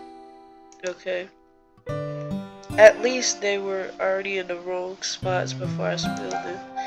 Sayori here. I hand Sayori the bottle of apple juice. It's nice and cold. Opens the cat and starts drinking from it. Sayori, what are you doing? It's for your forehead, idiot. Sorry, I forgot. How hard did you hit your head? Sayori places the bottle against the bump on her head. It stings. Just bear with it, it'll feel better soon. Looks like you cleaned up most of the crayons, so that's good. Hey Asteri, this kind of reminds you of growing up, doesn't it? What do you mean? You know how we used to play outside all the time? I would always try to keep up with you, and you were kind of okay. Like, I usually fall behind or had trouble climbing up on things. You did. But sometimes when I tried to do things I couldn't, I would get myself hurt. I'd fall, scrape myself, or get a bump, and would start crying really hard. And you would rush over as quick as you could. You would try really hard to get me to stop crying.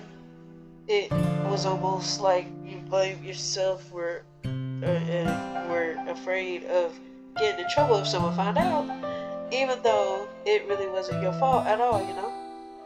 Did I really do that? Yeah, you don't remember? Come on, come to think of it, maybe I do remember a bit. I guess I was always so focused on my games that I didn't pay enough attention to you. So in a way, it was my fault. Kind of like this time too. If I wasn't rushing you out of the closet, you probably wouldn't have hit your head. Asteri, I don't think you realize it, but you're always thinking about other people. Even after all these years, you're rushing to help me even though I'm just being clumsy. You're really a sweetheart. Don't call me that. And I don't really do this kind of thing all the time. I guess when it comes to you, it just feels natural. Before I even know it, I'm treating you like that. I guess that's what happens when you've been friends for so long. Really, maybe you're right, Asteri. I'm so glad that nothing's changed between us. Do you think it'll be like this forever? Forever? If I'm honest to myself, there's no telling where we'll end up. We'll each end up for college or after that. I had to sit up. So it wouldn't be fair for me to make any promises. But, well, I hope so. It's been this long already, right? I can't imagine you ever changing, so my hopes are up. I'm so happy. Sayori. Okay. We remained silent for a moment. She's so silly and clumsy on the outside that when I see her deep in thought like this, it makes me not want to disturb her. I guess we should go back. I don't want to worry MONIKA, you know. Good luck with that. She's going to see your forehead either way. Not if I hide it under my bangs. Sayori hops on her feet. She clenches her forehead again. Don't stand up so fast after hurting yourself. Well, guess it's too late now. Anyway, let's go. I follow Sayori out of the classroom. Sayori plays with her bangs to try and hide the bump, but without much success. In a moment, we make it back to the classroom. Ah, you're back. Good timing. I was about ready to start with sharing our poems. Sayori, your forehead. She's fine, don't worry about me. I was playing with the crayons and spectacles to show. But anyway, were you able to find everything we need? Yeah, I have it right. Sayori frequently passes around herself up and down the stuff. Oh, that's Sayori. I have it right here. I found the poster paper too. Sounds like you ended up doing all the work, Asteri. Yeah, well, Sayori, I failed to come up with an excuse for Sarah. I made an adventure. Yeah, that. Okay. In any case, good work. I'll start working on the posters tonight. Me too. Okay, everyone. Are you ready to share your phones? Guess I should grab mine. After making sure the crayon box is closed tightly, I return to my seat. Who should I show my poem to first? Gotta go to my girl Sayori. Asteri, I really love your poem. I can't believe you've been hiding these from me. And I'm not hiding anything, but Your poems are so good. Yesterday's and this one too. You can't tell me you haven't done this before. I mean, you're really the only one who feels that way, so. No way! Not even Natsuki? Well, I guess Natsuki is the least likely to admit how much she likes something. But, excuse me. But I don't think it's that. What do you mean? Well, I guess I'll be honest about it. It's a lot easier to write poems when I'm thinking about you. Stop thinking weird things, idiot. I just meant that you're a really, expressive person, I guess. How am I supposed to write poems about my own stupid life? But you somehow make everything in your life an adventure. Even the little things. Like cooking. Let's not talk about that. So yeah, I guess what I'm saying is that I can feel more feelings through you than I can through myself. We have that kind of weird connection. It's your fault for getting in my business all the time. I don't know if I understand. You never understand when I try to explain things to you. Do you, Sayori? I pat Sayori's head. Hey, I'm not a kid, Are you sure about that, baby? Sayori starts fiddling with her pencil between her hands. Hey, Asteria, will you give me your poem? I kind of want to keep it. How? Why?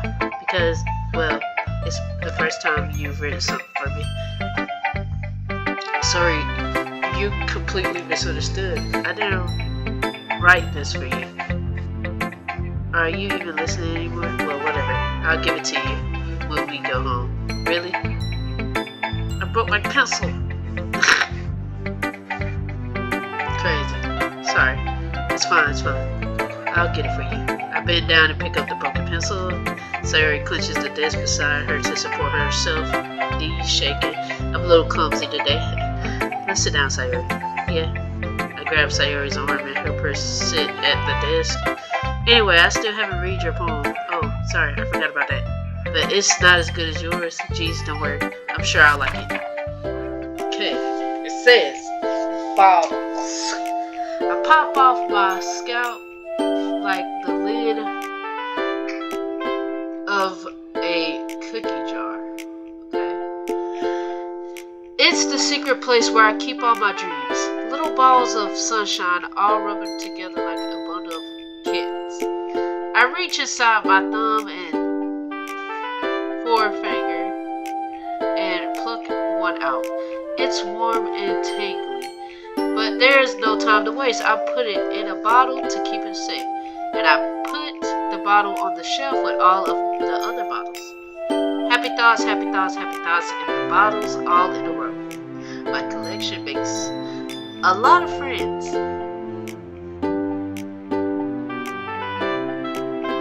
Each bottle a starlight to make amends. Okay. Sometimes my friend feels a certain way. Down comes a bottle to save the day. Night after night, more dreams. Friend after friend, more bottles. Deeper and deeper my fingers go. Like exploring a dark cave, discovering the secrets hiding in the... Digging and digging. Scraping and scraping. I blow dust off my bottle caps. It doesn't feel like time. Okay, what? My empty shelf could use some more. My friends look through my locked front door. Finally, all done. I open up and come my friends. And they come in such a hurry. Do they want my bottles that much? I frankly pull them from the shelf one after the other, holding them out to each and every friend, each and every bottle. But every time I let one go, it shatters against the tile between my feet. Happy thoughts, and shards all over the floor. They were supposed to be for my friends who aren't smiling. They're all shouting, pleading something, but all I hear is echo, echo, echo, echo, echo, echo. Kawaii. Holy crap, Sarah, did you really write this? Of course I did. Didn't I tell you yesterday I was gonna write the best poem ever? Yeah, but I mean, I didn't expect something like this coming from you. Monica taught me a whole lot, and I've been really in touch with my feelings recently. I see that. It's almost kind of creepy. Well, not exactly. Maybe because I'm so used to you being cheerful. Well, never mind. I'm thinking too hard about it. The point is, it came out good, so you should be proud of it. Oh, thanks. I feel like I was meant to express myself this way. It even helps me understand my own feelings a little bit better. Writing is like magic. You've gotten pretty passionate about this, huh? I hope you keep it up. Yeah, writing's the best. I'm going to keep writing until I die. Don't get ahead of yourself. Sayori's always had a habit of getting obsessed with something before dropping it no more than a week later. I wonder if this is one of those times. But seeing the passion in her eyes makes it hard for me to be whatever.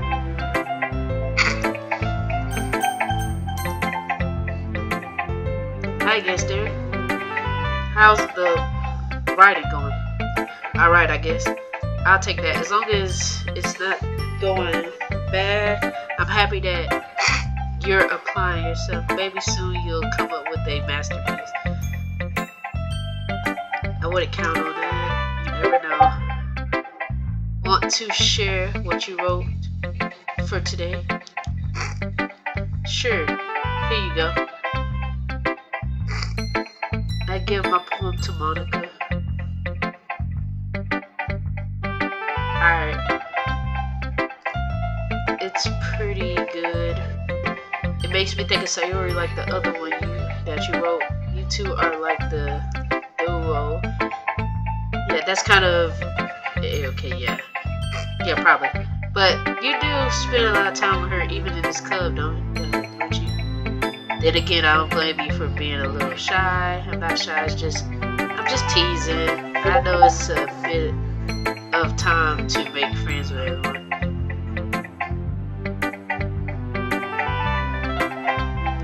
But Yuri and Natsuki are super interesting people, so don't be afraid to give them their share of time.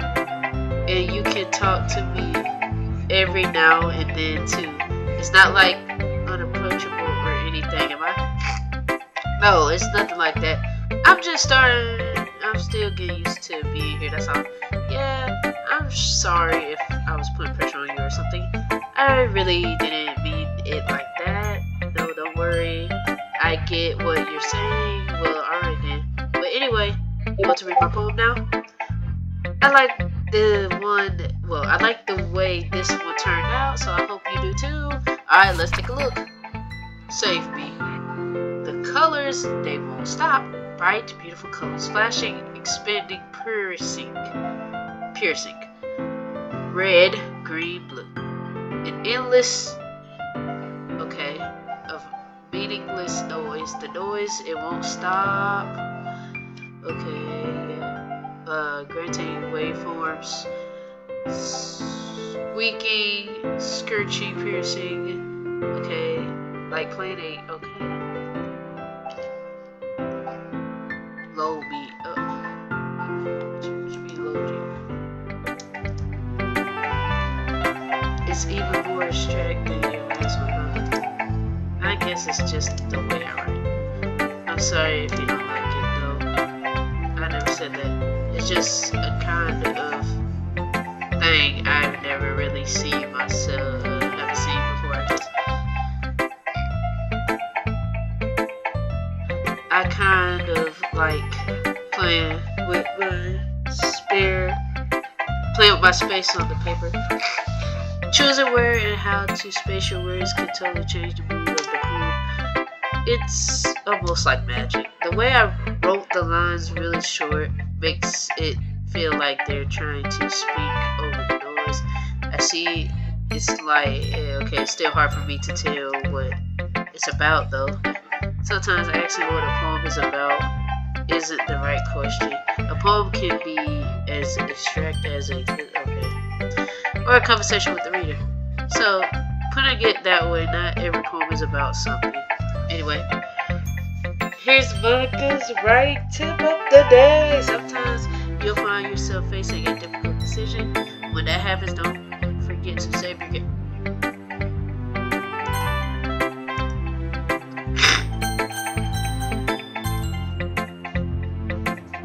I had to when she said that.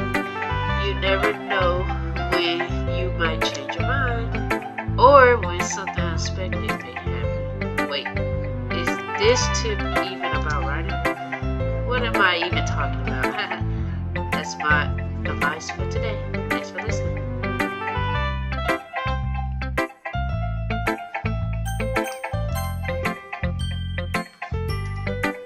Well, it's not really any worse than your last one, but I can't really say it's any better either.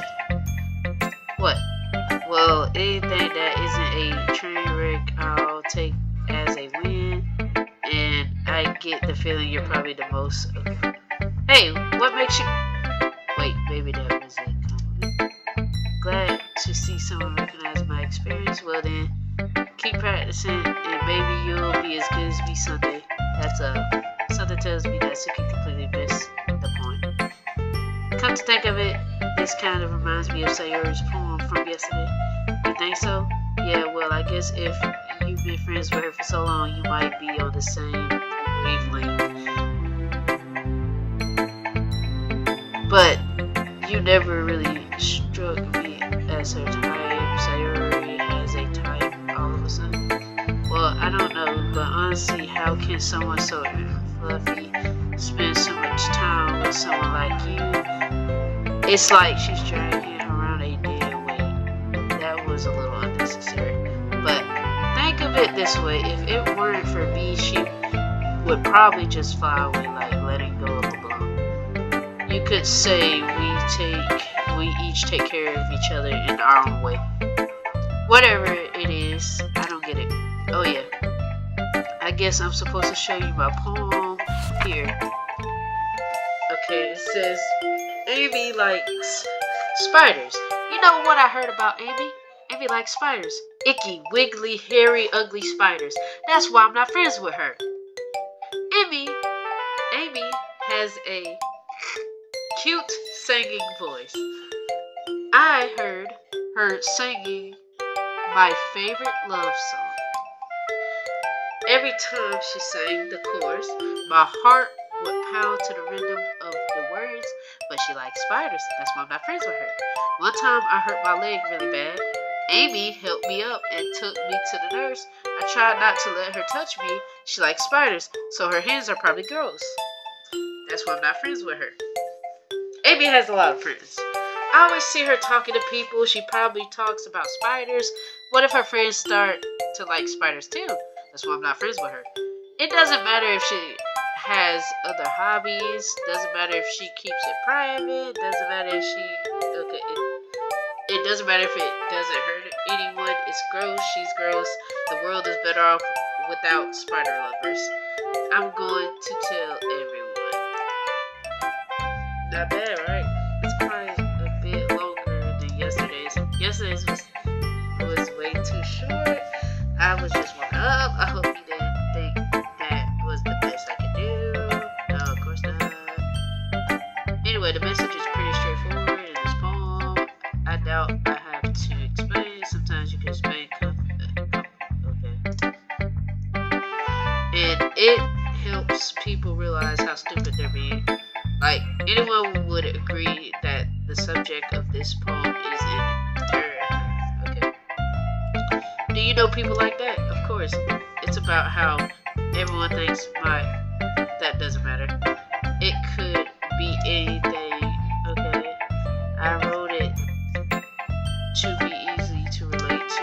Everyone has some kind of weird hobby or guilty of something that you're afraid if people find out they would make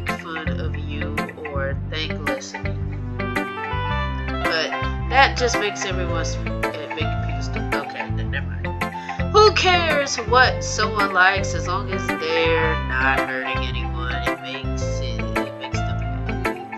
I think people really need to learn to respect others for liking weird things. Well, you're definitely right. At least I can relate to that. And I'm sure a lot of other people can too.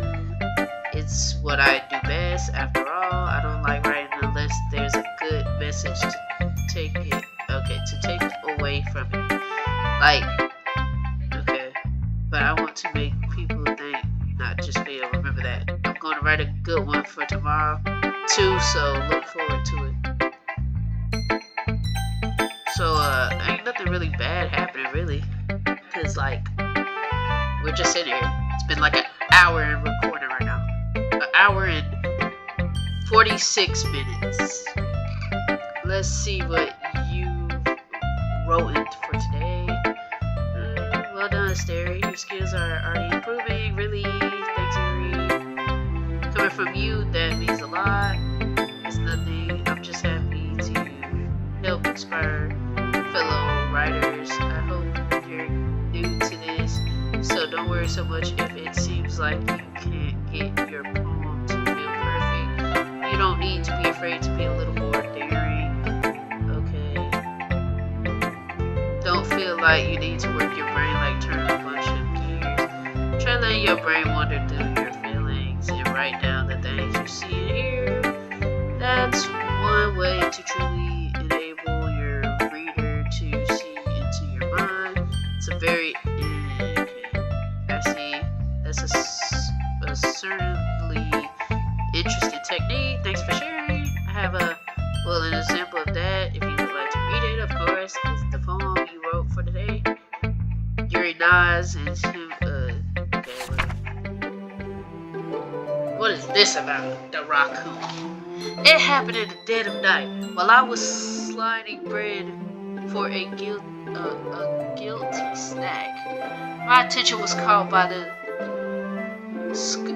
scuffering of a raccoon outside my window. That was, I believe, the first time I noticed my... Okay. It's so much... The raccoon... I gave a raccoon a piece of bread. My subconscious, well aware of the consequences, well aware that a raccoon that is fed will always come back for more. Okay. Okay. Yeah, I can't read this, bro. I can't read this. I was a little more daring with this one than yesterday. See that? It's a lot more. I don't know if it's my fault, but I can't begin to imagine what this poem is about. That's right. It's a bit closer to my... Okay. Using the poem as a... Okay. Yeah, I take it. Okay. Well, that sounds okay. I think it's something that different people can relate to in their own way. I want to express the way it feels for me to do. Okay. It's those sort of things I'm usually forced to keep to myself, so I sometimes enjoy writing about them. Yeah, that's funny. And Natsuki also wrote something about that. About someone being ridiculed for a strange interest. She did? Yeah. She was talking about how it doesn't matter what you're into as long as you're not hurting anybody. She's right. I mean, does she really feel that way? Yeah. Sounds like you two have that in common. That's interesting. To me, she seemed like the kind of person who would make fun of my hobbies. But I suppose that's my fault for judging, isn't it? Please don't tell her I said that. Don't worry, I had no reason to at all. Okay, well, thank you for sharing it with me. After all, if I haven't learned to embrace my own weirdness, I would probably hate myself. I might be ranting a little bit now, but I'm glad that you're a good listener. Okay, everyone, we're all done reading each other's poems, right? I have something extra planned today, so if everyone could come sit at the front of the room. Is that about the festival? Well, sort of. Do we really have to do something for the festival?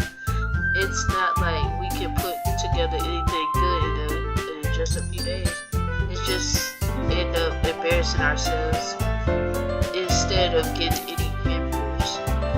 That's a concern of mine as well. I don't really do well with last minute. Okay. Don't worry so much. We're going to keep it that way. Okay? We won't need much more than a few decorations. Sayori has been working on posters. I've designed some we can give out during the event. Okay. That's great and all, but that doesn't tell us what we're actually going to be doing for the event. Sorry, I thought you heard about it already. We're going to be performing.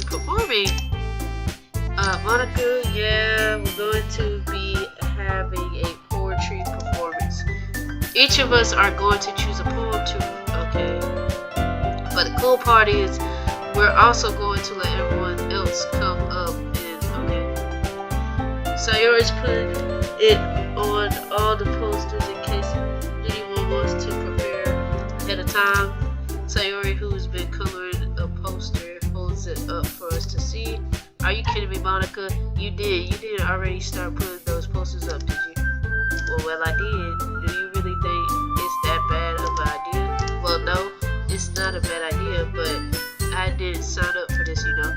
There's no way I'm going to be performing in front of a group of people like that. I agree with Natsuki. I could never in my life do something like that. Imagining it, Yuri shakes her head in fear. Guys, no sucker. Understand where they're coming from. Remember that Natsuki and Yuri have never shared their poems with anyone until just a couple of days ago. It's a lot to ask them for them to, okay, whatever. I guess I kind of overlooked that, so I'm sorry, but I still think we should give it our best. We're the only ones responsible for the fate of this club. If we start the event and each put on a good performance, then we will inspire others to do the same. And the more people who perform, the better we'll be able to show everyone what literature is all about. Yeah, it's about expressing your feelings, being intimate with yourself, finding new, okay, and having fun. That's right. And those reasons that we're all in this club today. Don't you want to share that with others to inspire them to find the same feelings that brought you here in the first place? I know you do. I know we all do. And if all it takes is standing in front of the room for 2 minutes, then I know you can do it. Natsuki and Yuri remain silent. Sayori looks worried. I guess that leaves me no choice. I agree. I don't think it's too much to ask. I think that Sayori and Monika have been trying really hard to get new members. The least we can do is help them out a little bit. Well, maybe, but it looks like Natsuki doesn't have any arguments left. Okay, fine. I guess I'll just have to get it over with. Alright, phew. Thanks, Natsuki. What about you, Yuri? Yuri, okay, hi. I guess I don't really have a choice. That's everyone. You're the best, Yuri. The club is seriously going to be the death of me. Oh gosh, you'll be fine, Yuri. But anyway, let's move on to the main event. I want each of you to choose a poem of yours. We're going to practice, okay? No way, Monika, this is too sudden. Well, if you can't, okay. Oh no, don't worry. I'll start off to help everyone feel a little more comfortable. Can I go next? Of course. Let's see. Monika flips through her notebook to a specific poem she has in her mind for herself. Then stands behind the, okay. The title of the poem is The Way They Fly. Monika begins, okay. Her clear, confident voice fills the room. More than that, her inflection is, okay. She knows exactly how to apply emotion behind each line. Okay. Is this something she's done before, or is she simply a natural? I glance around me. Everyone has their eyes on Monika. Sayori looks amazed. Yuri has an intense impression on her face that I don't understand. Finally, Monika finished the four of us applied. Monika takes a deep breath and smiles. That was so good, Monika. Thank you very much. I was just hoping to set a good example. Are you ready to go next, Sayori? I'll go next. Yuri's fired up. All of a sudden, Yuri clenches a sheet of paper between her hands and stands up. Keeping her head down, she walks quickly over to the... This poem is called Her Anxiety Glances. She had not... Okay, don't recommend recording when you don't feel good. Just don't recommend recording when you're sick. You can do it, Yuri. It's called After Image of a Crimson Eye. Yuri's voice shakes as she starts reading the poem. Just a moment ago, she practically refused to do this. Why is she suddenly putting in so much effort? As Yuri gets past the first couple of lines, her voice changes. It's almost like what happens when Yuri gets absorbed into her books. Okay. The poem is full of twists and turns, and it's okay. This must be a rare glimpse into the whirling fire Yuri keeps concealed inside her head. Suddenly she finishes. Everyone's stunned. Yuri steps back into reality and glances around her as if she... It's up to me to say the situation. I'm the first to start applying. Everyone joins me afterwards and we gives Yuri the recognition she deserves.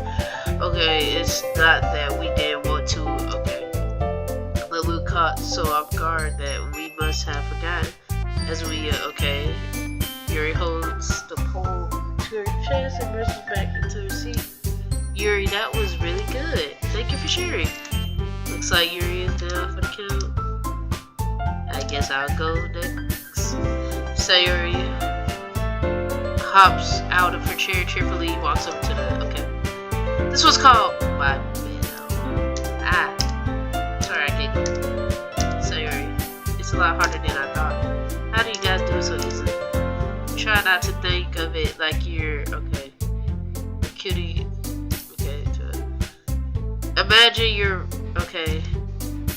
it's your poem, so it'll come out the best that way. I see. Alright then. Sayori begins her poem. Somehow it feels like her soft voice was made as a perfect match. The poem isn't aimlessly cheery like Sayori is. It's, sincere and bittersweet. If I were to read this on paper, I probably wouldn't think much of it. But hearing it coming from Sayori's voice almost gives it a whole new meaning. Maybe this is what Sayori meant when she said she likes my poems. It's like I get to reach more deeply into someone I thought I knew through and through. Sayori finishes and apply. We apply. I did it. Good job, Sayori. Even a Steri liked it. I guess that's a good sign. What does that even mean? It came out nicely, Sayori. The atmosphere of the poem fits you really nicely. But it might be that other poems wouldn't work quite as well with that kind of delivery. I don't really understand. In other words, I've seen poems of yours where that sort of gentle delivery wouldn't work as well. They might need a little more force behind them depending on what you're reading. Oh, I know what you mean. I've been practicing that kind of thing. It's just embarrassing to do that in front of everyone. But next time I'm going to make you pick a poem that challenges you a little more. We don't have much time before the festival, you know? Okay, now what's next? That's it. Who's next? Oh my god. Don't make me go before it's too early. It's not like I can compare it to you guys anyway. Might as well let Asteri lower everyone's standards before I have to. Natsuki is fine. I might as well get it over with. And it's not like I have much of a selection of what to read. I'll just have to go with what what I wrote for today. I stand up and stand in front of them. Okay. Everyone has their eyes on me, making me feel terribly awkward. Okay. Since I'm not exactly confident in my own writing, it's hard to put energy into it. Despite that, once I'm finished, I receive applause anyway.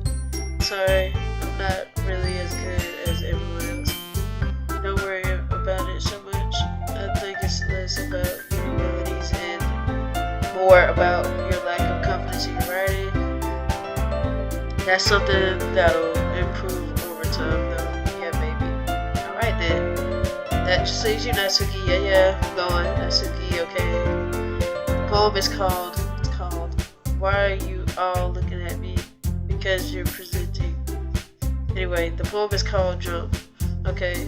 Natsuki takes a deep breath. When she starts, okay. Okay.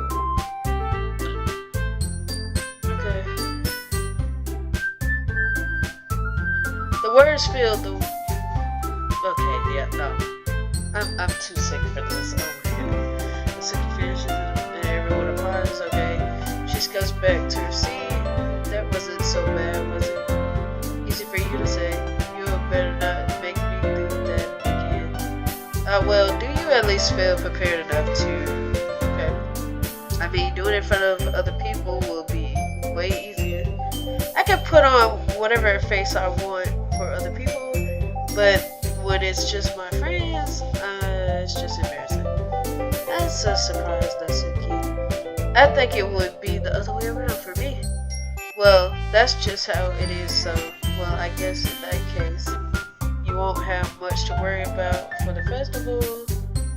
That said, I want to thank everyone for coming, though. Okay, it might be hard, but I hope that you all have an idea of what it's like now. Make sure you pick a poem and get enough practice for the festival, okay? You'll be making, okay, so let me make a hint of time that you'll be, geez. Okay, I should probably find some other poem too, okay. That's fine too. It doesn't have to be your own. I'm already, okay. It makes me really happy. Yeah, no problem. Okay, everyone, I think it's about it for today. I know the festival is coming up, but let's try to write poems for tomorrow as well. It's been working out really nicely so far, so I would like to continue that. As for the festival, we'll finish planning tomorrow, then we'll have the weekend to prepare. Monday's the big day. I can't wait. I can do this. Alright. I stand up, there's no way I'll be able to find the same enthusiasm as Sayuri and Monika, but I'll do my best to get through it. It's for the sake of the club. I'm impressing Monika, then I'll have to do my best. Ready to go, Sayuri, yeah. Look at you two always going home together like that. It's kind of adorable, isn't it? Geez, guys, don't make such a big deal out of it. It must be a little nice though. Well, how am I supposed to respond to that? It's okay, stay. You don't have to. Whatever, let's go already. I walk home with Sayuri once more. Even though it's only been a few days, a lot of things have already changed. But today, Sayuri is a little quieter than usual on the way home. Hey, Sayuri. Sorry, I was spacing out. No wonder. I was thinking about something from earlier. I would like how we get to, Sayuri fumbles with her words. So let's just say that one day Yuri asks to walk home with you. Huh?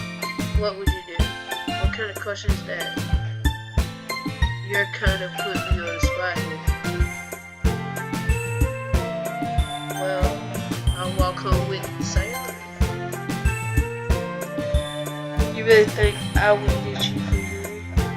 But she's so beautiful and smart.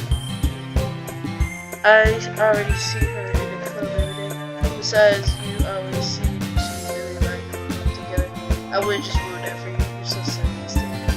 You think about me too much sometimes. Yuri would deserve it.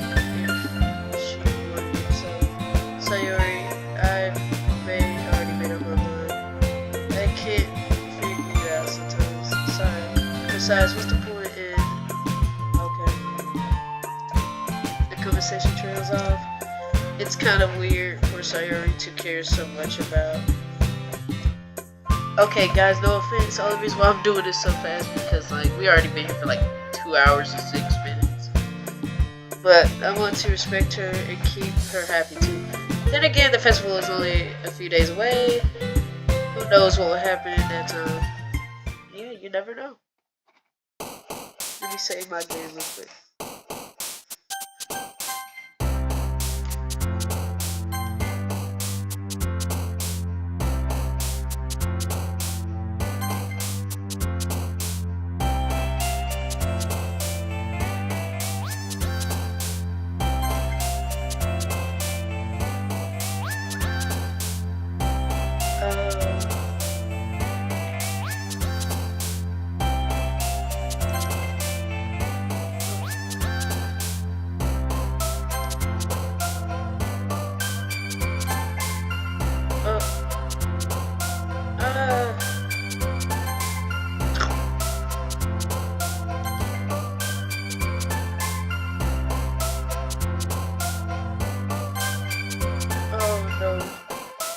Get to that point. Oh.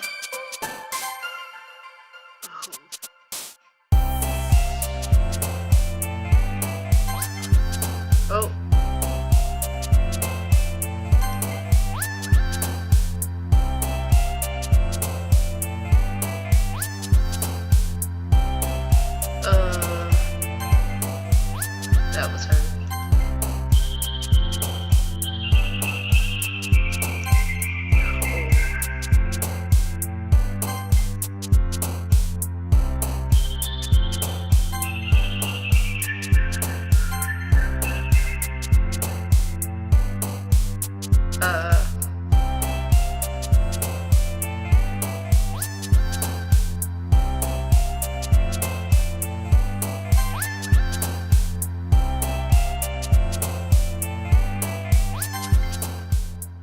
Okay.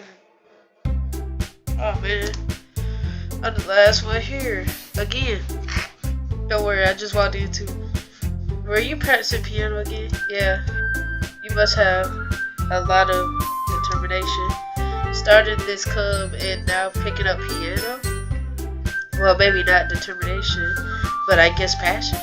Remember that the club wouldn't be here if it wasn't for all of you. And I'm super happy that you're all willing to help out for the festival too. I can't wait for the festival. It's going to be great. Were you complaining about it just yesterday, Natsuki? Well, yeah, I'm not talking about our part of the festival, but it's a whole day of school where we get to play and eat all kinds of delicious food. You sound a bit like Sayori all of a sudden. Monika, do they usually have fried squid? Squid? That's a pretty specific thing to look forward to. Oh, come on. Are you saying you don't like squid? You, of all people, I didn't really, okay, I didn't say I would like it. Besides, what do you mean by you, of all people? Because it's right in your name, Monika. That's not how you say my name at all. Also, that joke makes no sense in translation. Never mind. Let's just focus on our own event for now, okay? Fine. Your reactions aren't as fun as Yuri's or Sayori's anyway. Excuse me. Where is Sayori anyway? Oh, there you are. Sayori is sitting at a desk in the corner of the room looking down at nothing. I walk over to her. Hey, Sayori. I won't wave my hand in front of her face. You're spacing out again. Sorry, don't mind me. You can go talk to everyone else, huh? Is everything alright? Of course. Why wouldn't it be? It just feels like you're a little off. Sorry for assuming things. Jeez, you worry too much about me. I'm fine, see? Sayori shows me a big smile. Don't let me distract you from having fun with everyone. Well, alright, if you say so. I worriedly glance at Sayori before turning back toward everyone else. But the conversation has already... Okay. Maybe I should ask Monika if she knows anything about Sayori recently. Since they've been preparing for the festival, they must be spent a lot of time with each other. Mysteria, what's up? Hey, this might sound a little strange, but have you noticed anything up with Sayori recently? Anything up with her? In what way do you mean? Maybe I'm reading into a little too much, but she seems a bit downcased today. Oh, you think so? I can say I've noticed anything about her. Monika appears across the room at Sayori, who is dragging a rubber eraser up and down her desk. Maybe there is something on her mind, but I'm surprised I'm not the one asking you, Asteria. You certainly know her a lot better than I do. Yeah, but she's never really like this. She's always talked to me about things that bothered her, but this time when I asked her, she was really dismissive. Sorry, I know it's not your problem. I just wanted to ask if you knew anything, so I'll drop it now. No, it's important to me too. I mean, I'm also friends with her, and I also care about the well-being of my club members, you know. Maybe I'll try talking to her myself. Yeah, are you sure about that? She seemed like she wanted to be left alone. Are you sure? Maybe she just has a hard time bringing it up with the person of interest. Person of interest? What do you mean by that? I'm saying that maybe the thing on her mind is you staring at me. What on earth would you come to that conclusion? Well, I probably shouldn't say too much, but Sayori talks about you more than anyone else, you know. She's been so much happier ever since you've joined the club. It's like an extra light who turned on inside of her. What? No way. Sayori is always like that. She's always been full of sunshine. It's not any different now than it already has been. You're not okay. You're so funny, Asteria. Have you thought that maybe you always see her as so cheerful because she's just how she is when she's around you? I said too much. I'm sorry. What do I know anyway? I didn't mean to jump to conclusions. You should just forget about what I said. I'll try to talk to her, so try not to think about it for now. Alright, Monika smiles meaningfully. I mean, she said to me about it, but I already know that I won't be able to forget about it. Monika stands up from her desk and walks across the room to where Sayori is sitting. I watch her kneel down to Sayori and gently talk to her, but she keeps her voice so quiet that I can't hear her from here. I sit myself down.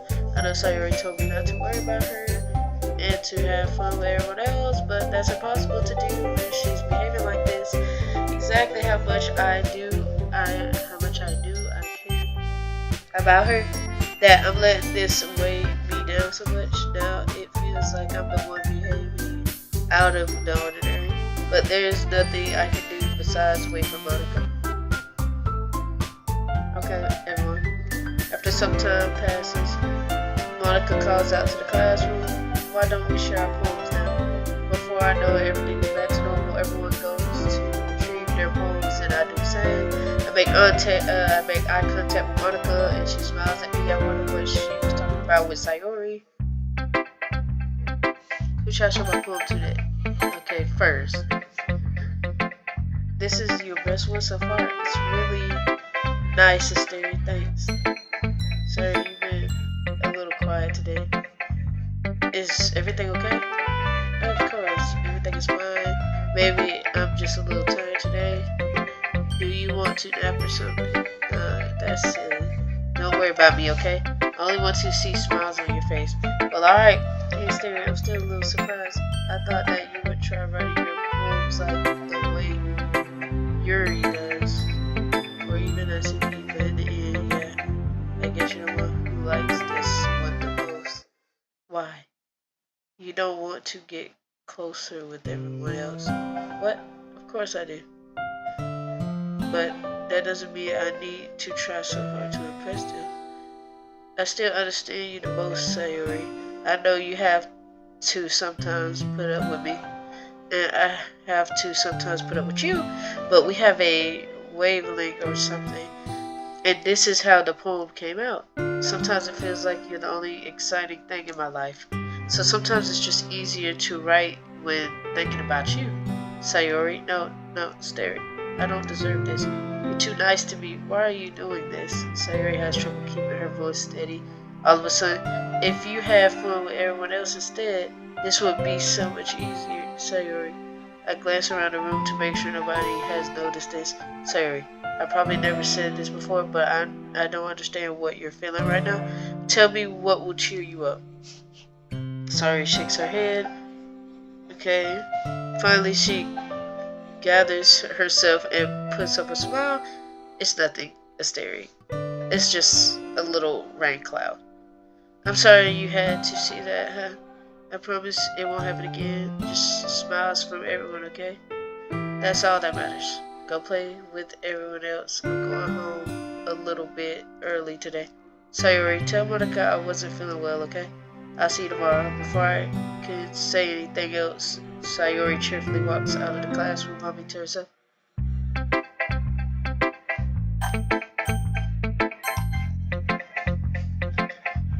This was alright. Yeah, as long as it's about as good as yesterday's anyway. I see what you're going for, but it's just not really my style. I mean, that's fine. I'm mostly just glad that you're trying a little bit. Well, of course, I'm at least trying. Why are you so emotional in my poems anyway? Isn't that more of a comfort to me? No, growth. It's not like I care. It's just one of us in the club has to make sure you're not slacking off, really. Well, what if you end up just scaring me away? It's not like you would actually do that. Yeah, you're right. It's kind of fun to hang out here, even if I won't have to put up with you. Natsuki's elbow connects with my stomach. Maybe I won't mind scaring you away after all. I was just joking. I know. Don't worry, I was too. How the heck do you call that a joke? That seriously hurt. Well, maybe it was funny to her. I guess that's kind of the point. I really just watched my mouth around Natsuki. Anyway, Natsuki holds her poem out to me like nothing even happened. I'll be your beach. Your mind is so full of troubles and fears and okay, your wander over the years, but today I have a special place, a beach for us to go, a shore reaching beyond your sight, a sea that sparkles with brilliant light. The walls in your mind will melt away before the skinny glow. I'll be the beach that washes your worries away. I'll be the beach that you daydream about each day.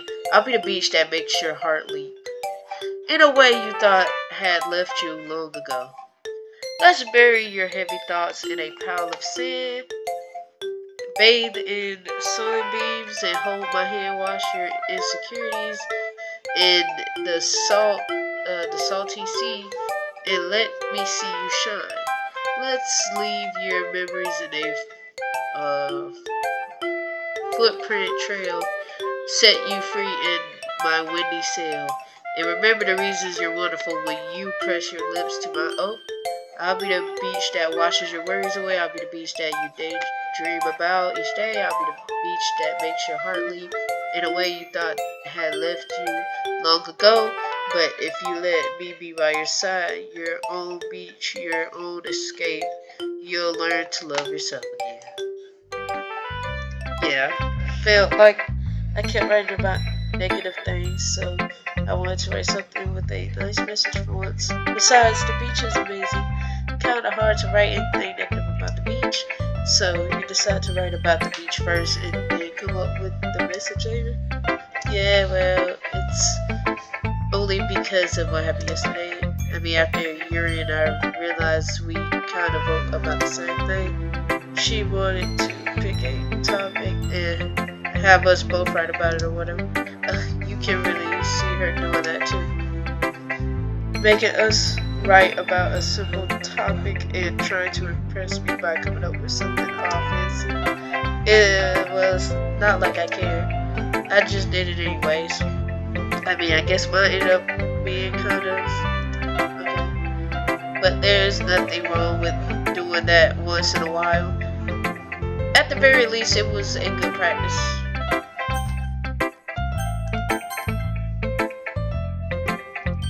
Well done, Sterry. You've definitely improved your writing over the course of these few days. Has my advice been helpful to you? Yeah, definitely. I'm glad sharing our writing like this. It's a lot more fun and rewarding than I anticipated. I need to remember to thank Monica. I think we all felt a little awkward at first, but now it seems like everyone is enjoying sharing their writing and seeing what others think. I guess I can't really disagree. I was afraid this whole thing would be a chore, but it's a great way to spend time. It'll be some personal time with all the girls. But it's been fun getting to know everyone and their writing, and I guess doing some writing myself. Well, have you learned anything about yourself, Asteria? Huh?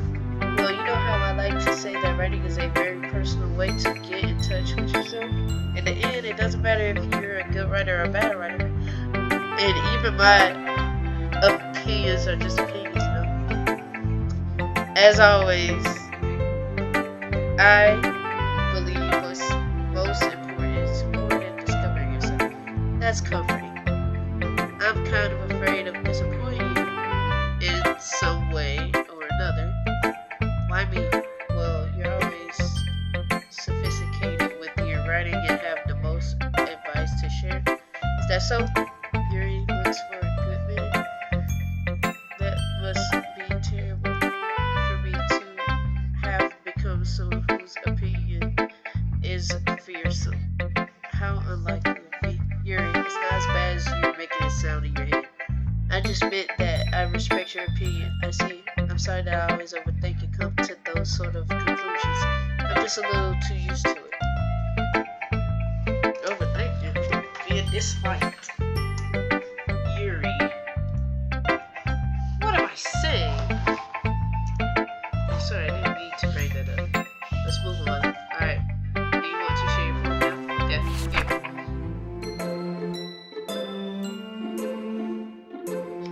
Yeah, I can't read her tone. I'm aware that the beach is kind of an insane thing to write about. That's a girl I told me about it. She didn't say anything weird, did she? She just wanted us to write about the same topic again. I suppose to better compare the differences in our writing styles. Anyway, it was her idea. Knowing her, it's no surprise that she would want to do something like that. She probably just wants to show off. It's not like I have a particular interest in her writing skill. Okay? I just want her request, but well, I suppose it's not as bad to write about something simple on. Okay, it can be refreshing, you know. It's good for me to calm my thoughts once in a while. Yeah, I think I agree. Thanks for sharing.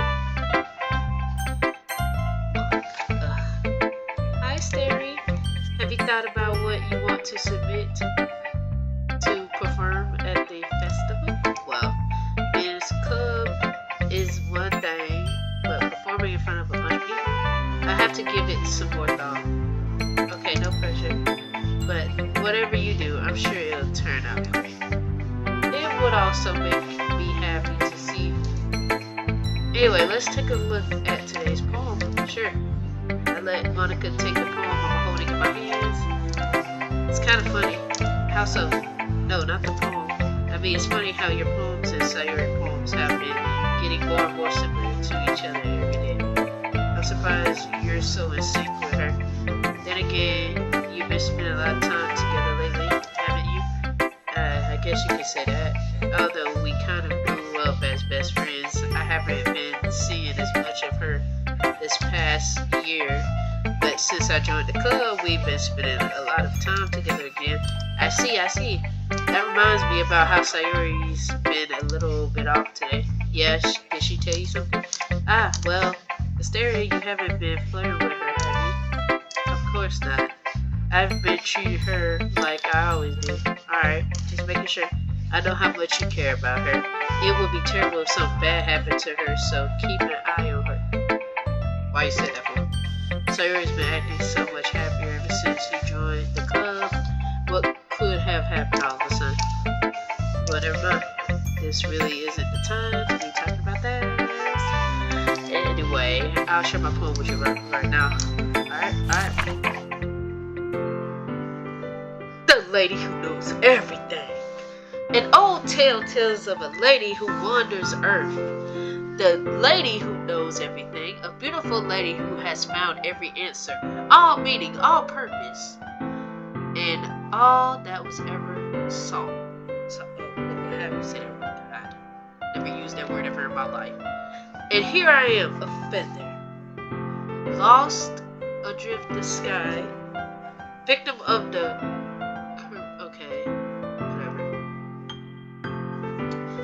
some of these words I never used before, but you know, it is what it is.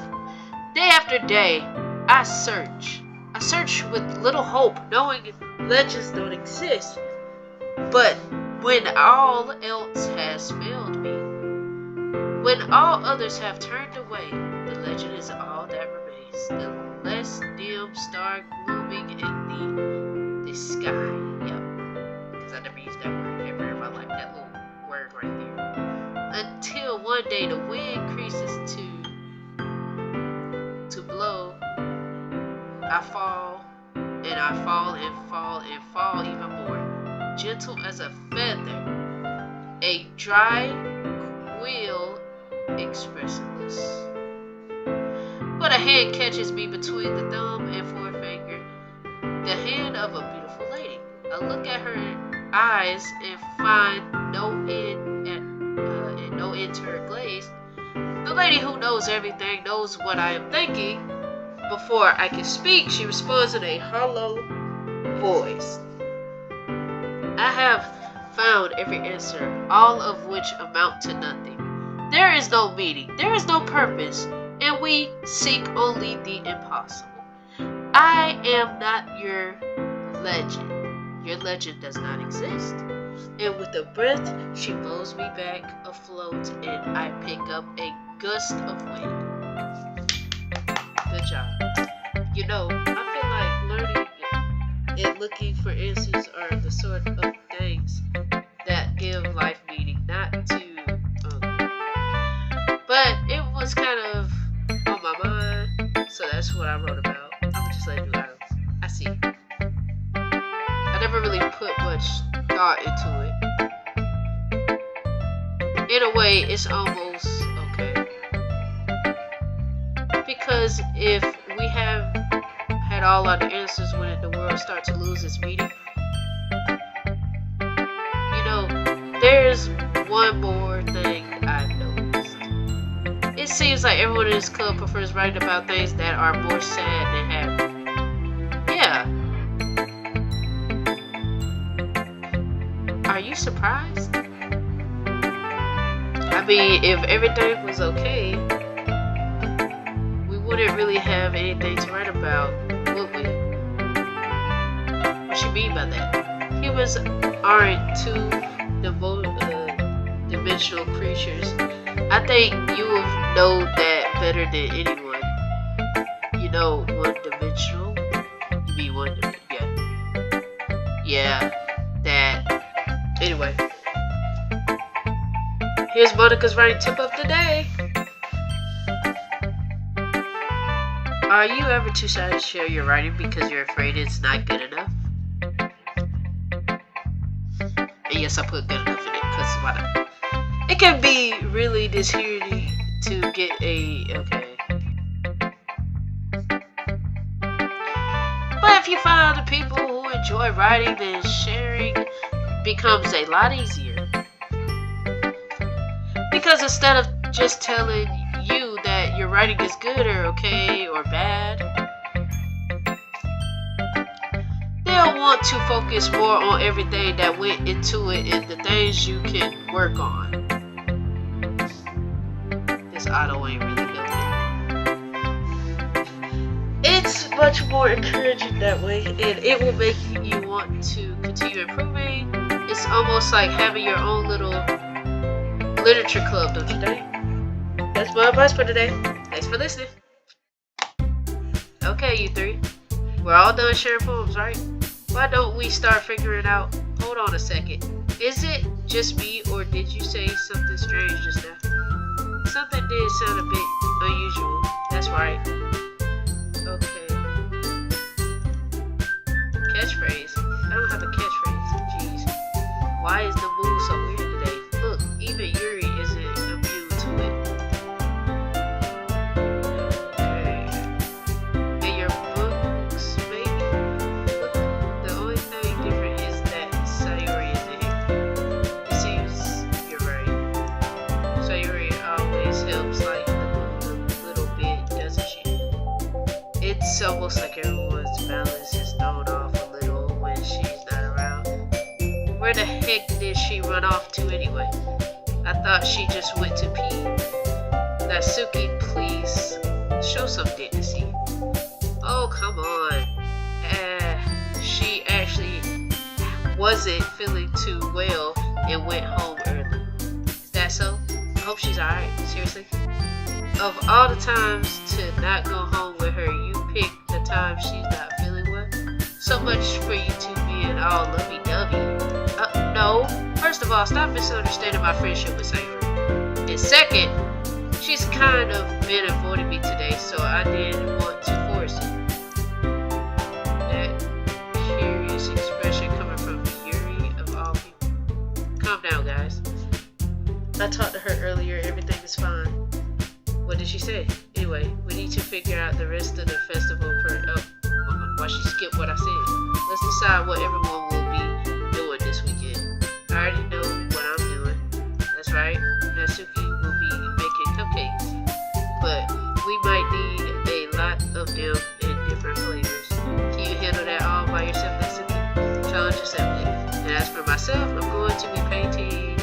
Okay. Sayuri will be helping me design them. And as for Yuri, you can, guys, can you help me come up with something for Yuri? I'm useless. No, that's not it all. You're the most talented person here, you know.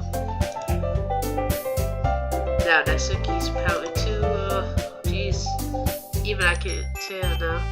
I guess I never give Sayuri enough credit, but I can tell things are even harder on you when she's not around. That may be the case, but if I can also be a leader on my own, then I won't grow as a person. So Yuri, you have beautiful handwriting, you know? So you should make some banners and decorations to help set the atmosphere. About that. I love atmosphere. Yuri's expression suddenly changes as she stares at her desk and focus and starts nodding to herself. Your mind is already racing, I see. That's great. You'll be a wonderful help, Yuri. But anyway, that just leaves you a stare. The one who is truly useless. Don't say that. In fact, both Natsuki and Yuri have some pretty heavy tasks to handle. It wouldn't probably go a long way to give one of them a hand. It could always help me out as well.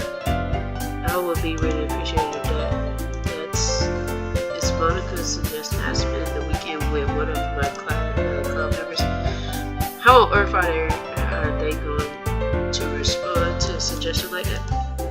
I suppose I wouldn't mind a bit of help.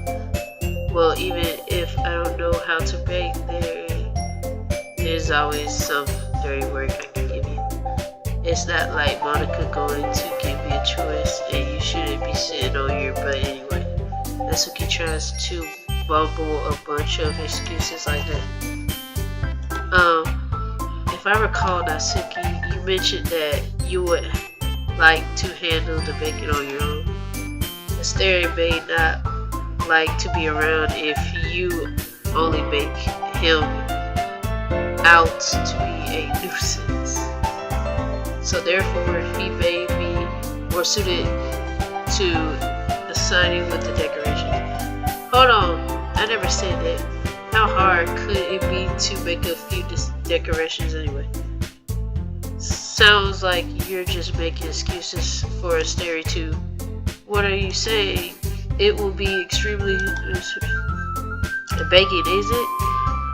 Just what do you think? Guys, let's settle down for a moment. In the end, I think it's up to Asteri to decide how he would like to. Okay, besides, he hasn't really gotten the chance to spend time with me yet, you know? So I'm sure he's interested in. You literally just said. I'm surprised as well. Sorry. I was just saying though. Jeez, can we just settle this already? Yeah. Asteri, you're okay with this, right? In the end, it's up to you. Of course. Very well. In that case, everyone look straight at me.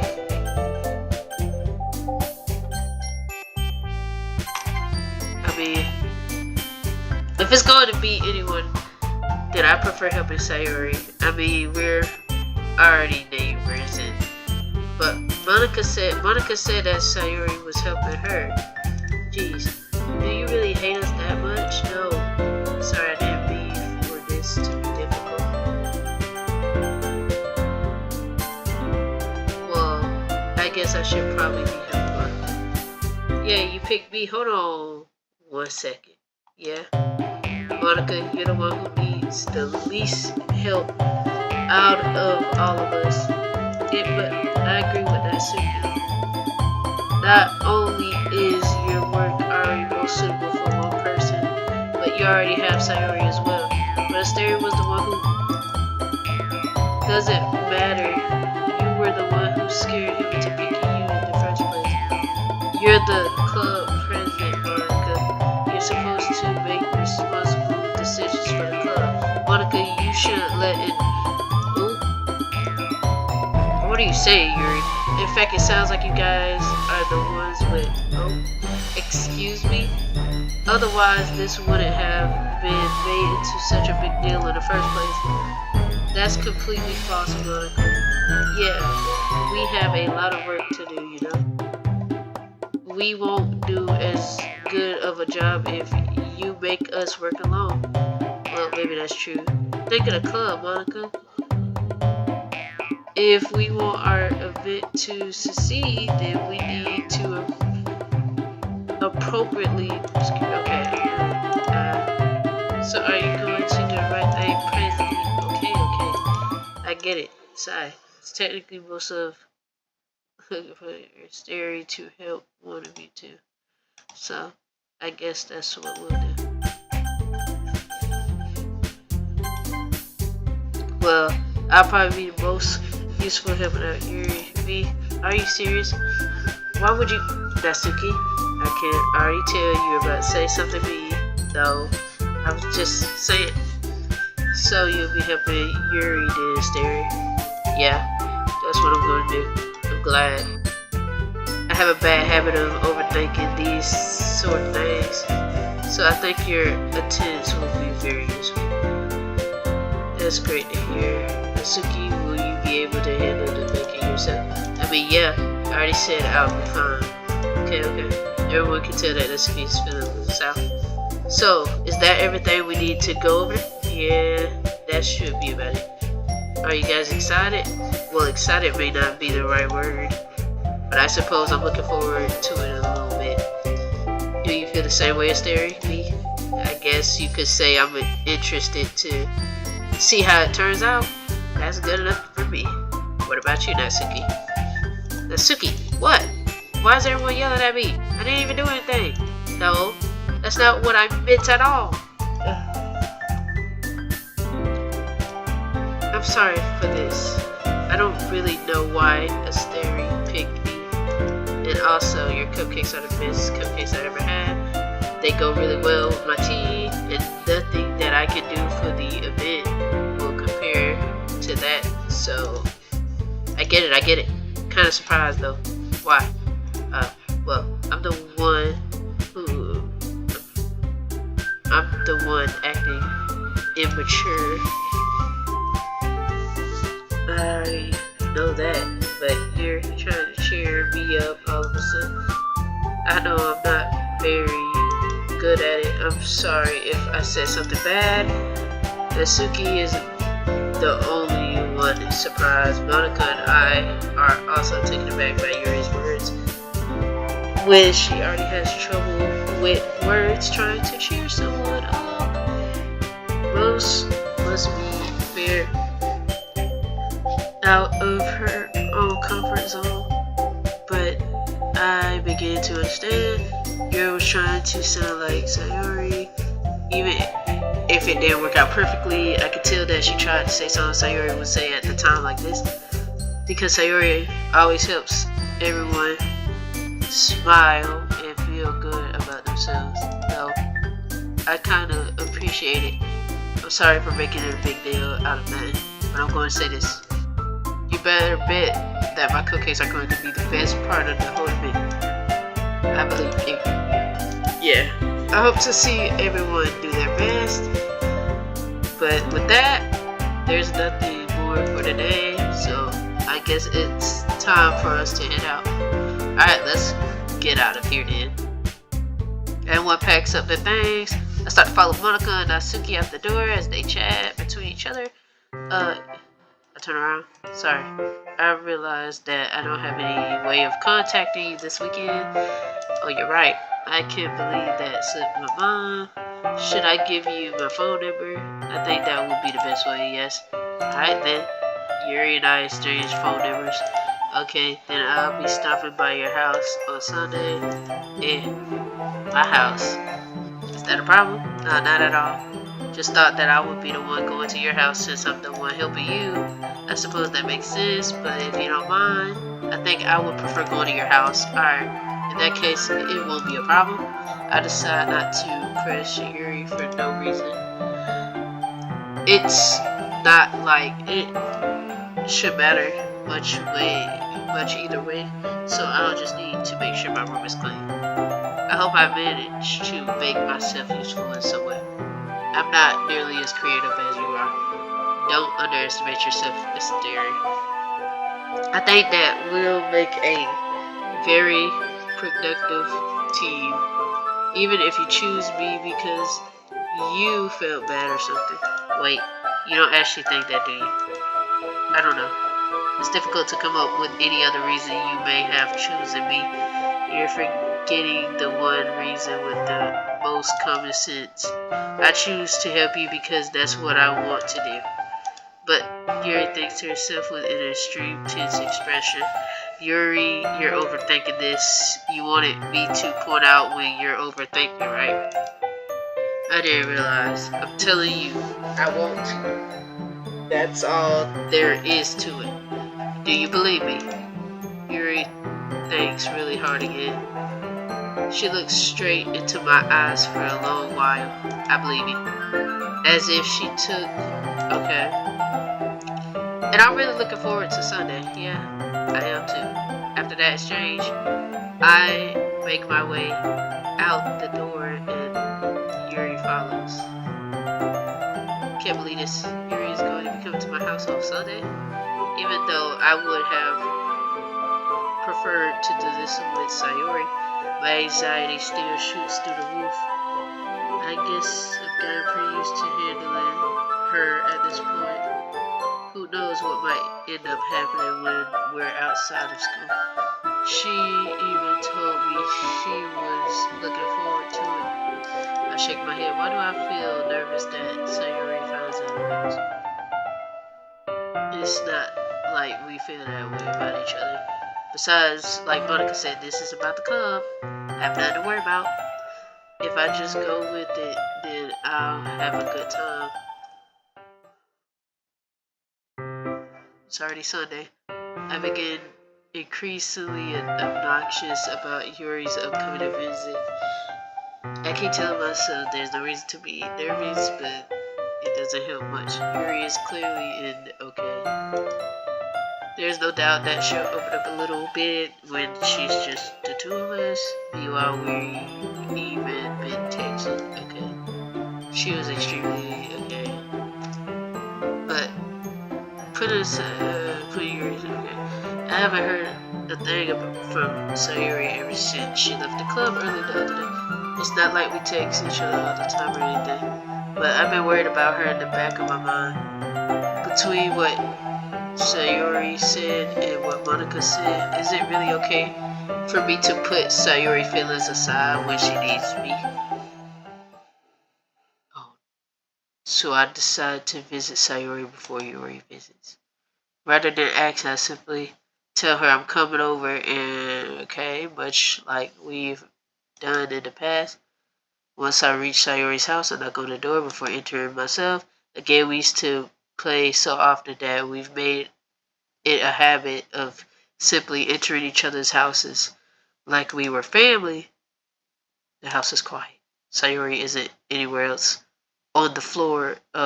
Sayori isn't anywhere on the first floor, so I assume she's up to her room.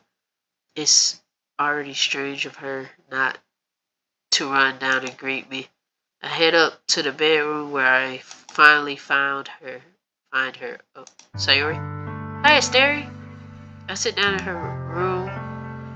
Sayori forces a smile, but it's easy to tell that she's different. There's a minute of silence between us. You haven't come over like this in a long time, have you?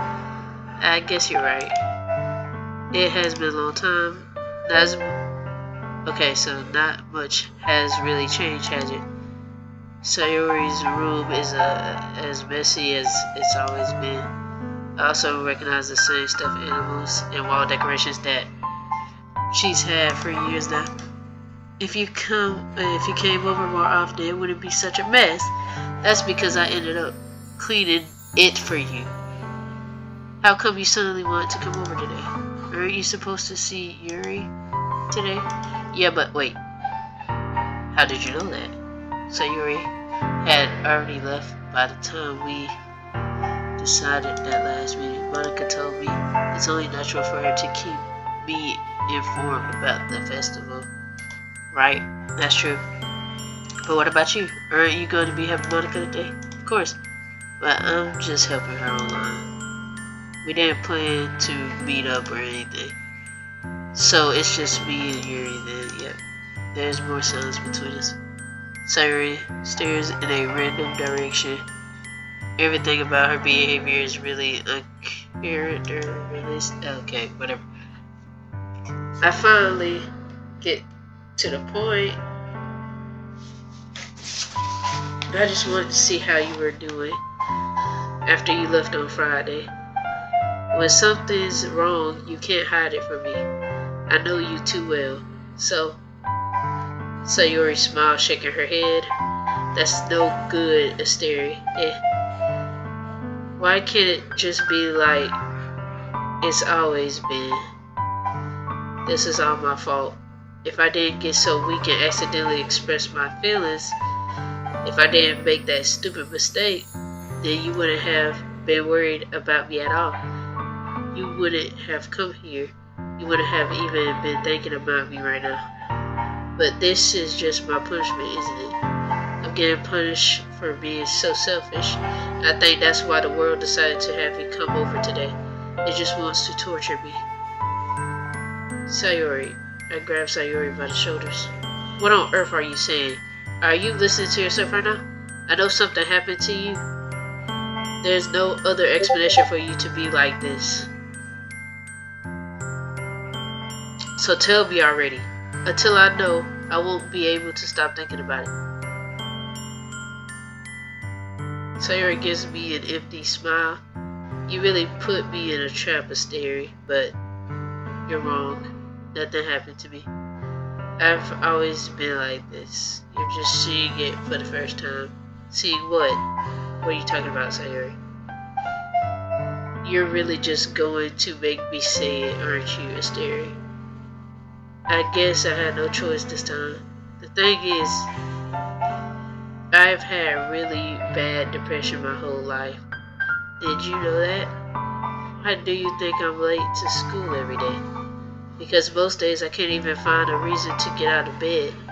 What reason is there to do anything when I fully know how worthless I am? Why go to school?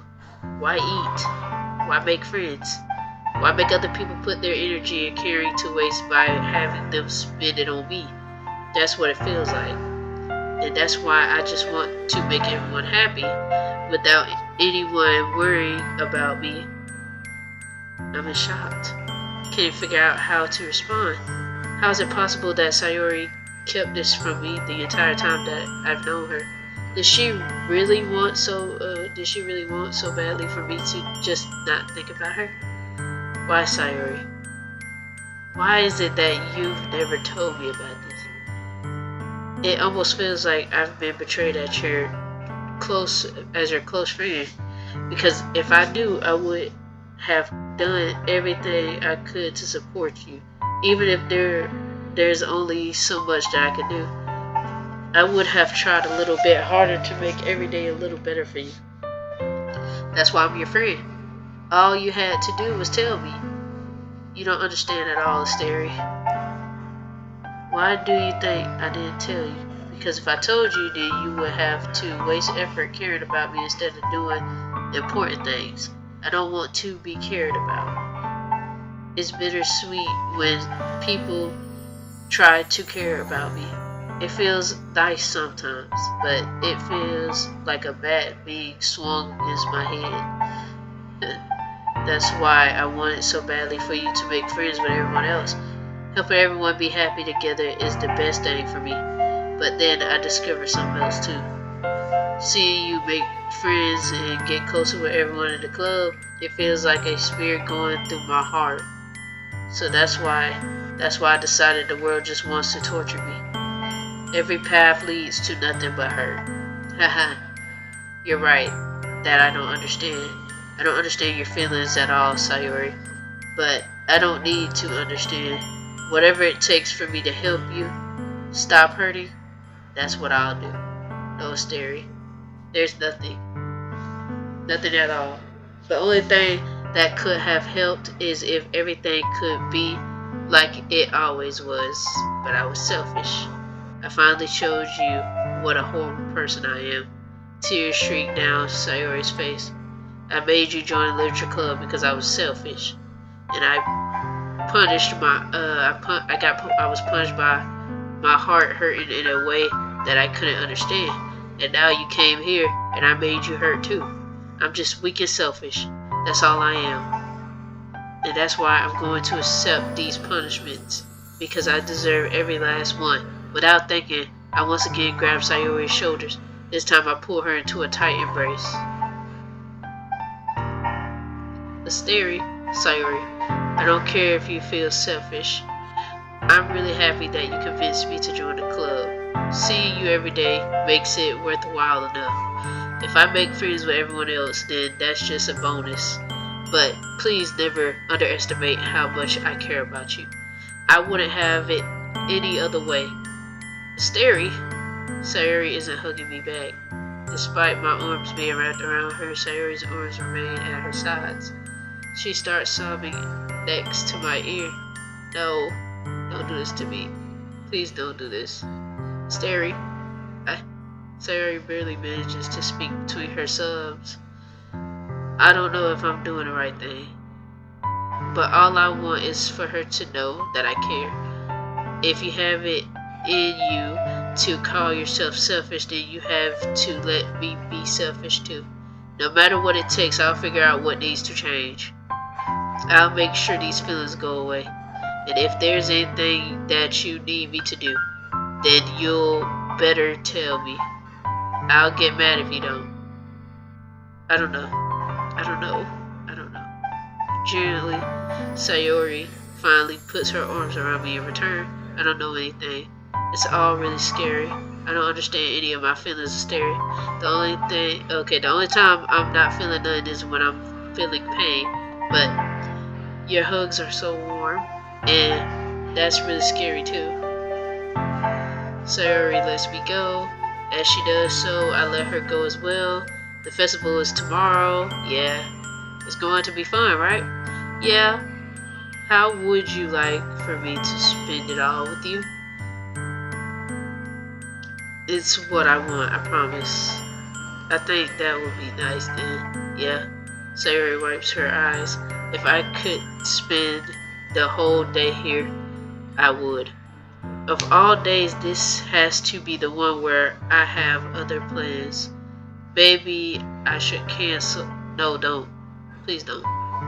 If you did that, then I really wouldn't forgive you. But it's almost time for Yuri to be at my house. At the very least, do you want to come along and help out? It'll be fun. To my surprise, Sayori shakes her head. I'm sorry. I don't know if that would be very good for me today. You understand, right? It's kind of hard for me to understand. But I'm trying my hardest. It's okay. Don't worry too much about it. I'll see you tomorrow, okay? Alright. I'll look forward to it. I say goodbye to Sayori and exit her house. On the way home, I found myself still feeling uneasy, but it's hard for me to keep thinking about it when Yuri is about to come over too. I think Sayori is right. I shouldn't be worrying too much, and we're definitely going to have a great time tomorrow. I should just focus on what's ahead of me. As I approach my house, I see something that makes me feel a moment of panic. Yuri? Ah, thank goodness. You're a little early. I'm sorry, I wasn't home yet. Were you waiting for a long time? No, I just got here. But I started to get really nervous when nobody answered the doorbell. You always could have texted me. If I had known, I would have reassured you and hurried forward on my way home. I suppose that's true. I didn't think of that for some reason. It should be common sense to do that, but I decided to ignore it. Anyway, let's go inside. I see you bought a lot of stuff with you. That's right. Did you manage to find everything I asked you to buy as well? Yeah, pretty much. At least I hope I got everything right. I'm sure it'll be fine. I take Yuri to my room. The first thing she does is glance around curiously, which makes me feel obnoxious. It's so clean. I cleaned it before you came over, so that's very considerate of you to do. Oh no. I would be really embarrassed for my room to be a mess while you were here. Well, I do enjoy cleaning. I would have gladly helped you clean. That would be more embarrassing. Wait, don't look in there. I snatched yours, which was in the process of opening this drawer of mine. I'm sorry. I wasn't thinking for some reason. I was just spacing out. It's fine, it's fine. I let go of Yuri's waist. She puts hands on. She puts both of her hands firmly in her lap, as if making sure she's keeping track of them. So, should we get started? Yes. I have a few things planned that you can help with. Decorations and other items. Okay. You know, moonlight then. Okay. Oh wow. I didn't think you planned on taking it that far. Of course, I would want to help take our guests to a faraway place.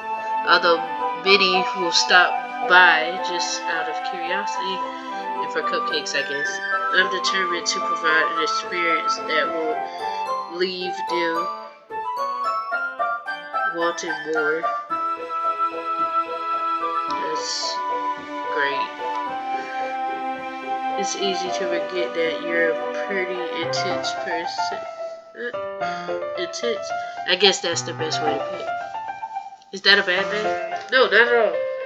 It's something that I like about you, actually. Is that so? That makes me feel okay. And kind of happy. Yeah, no need to be so obnoxious. You can relax a little. Relax. I brought some things for relaxation. I was going to use them during the poetry event. Oh yeah? Like what? Let's see. She pulls out a few candles of wood. Okay. I did some shopping on the way here, so I have basically had these in my bag. I plan to cover the windows in black paper and use the candles to light the room. I think that would be amazing, don't you? Yeah, that would be really neat. What's that wooden thing though? Oh, this? How familiar are you with? Not familiar at all. Ah, is that so? It's one of my favorite.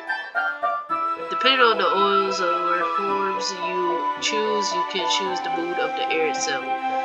You can even feel it. Relaxation, positive energy, romance, reflection. It's almost like magic. Yuri takes the whatever. Okay. In just a moment, a thin ray of vapor begins to sprout through a small hole on the top. Wow, that smells wonderful. What kind of mood is that one for? It smells a little sweet and flowery, right? Yeah, that's a good way to describe it.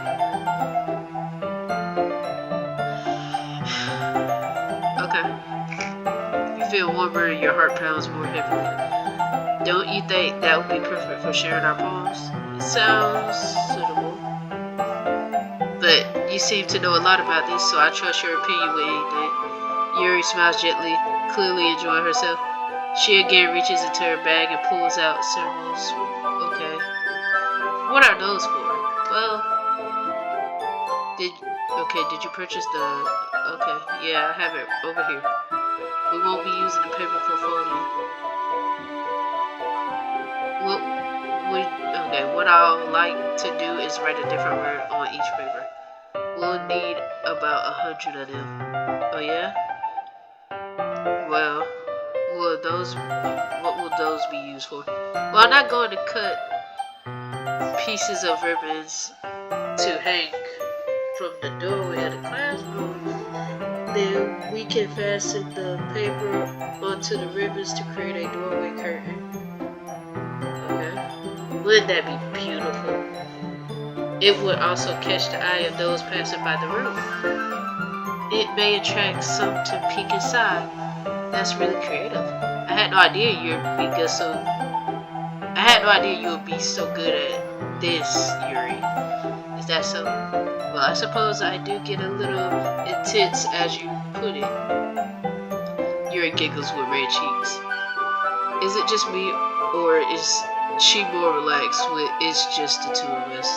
Or maybe it's just the excitement she feels from sharing something that she enjoys. Here's a marker instead. You can write any characters you want. I'll help you once I finish cutting the ribbons. Alright. Sitting on the floor together, the two of us get to work.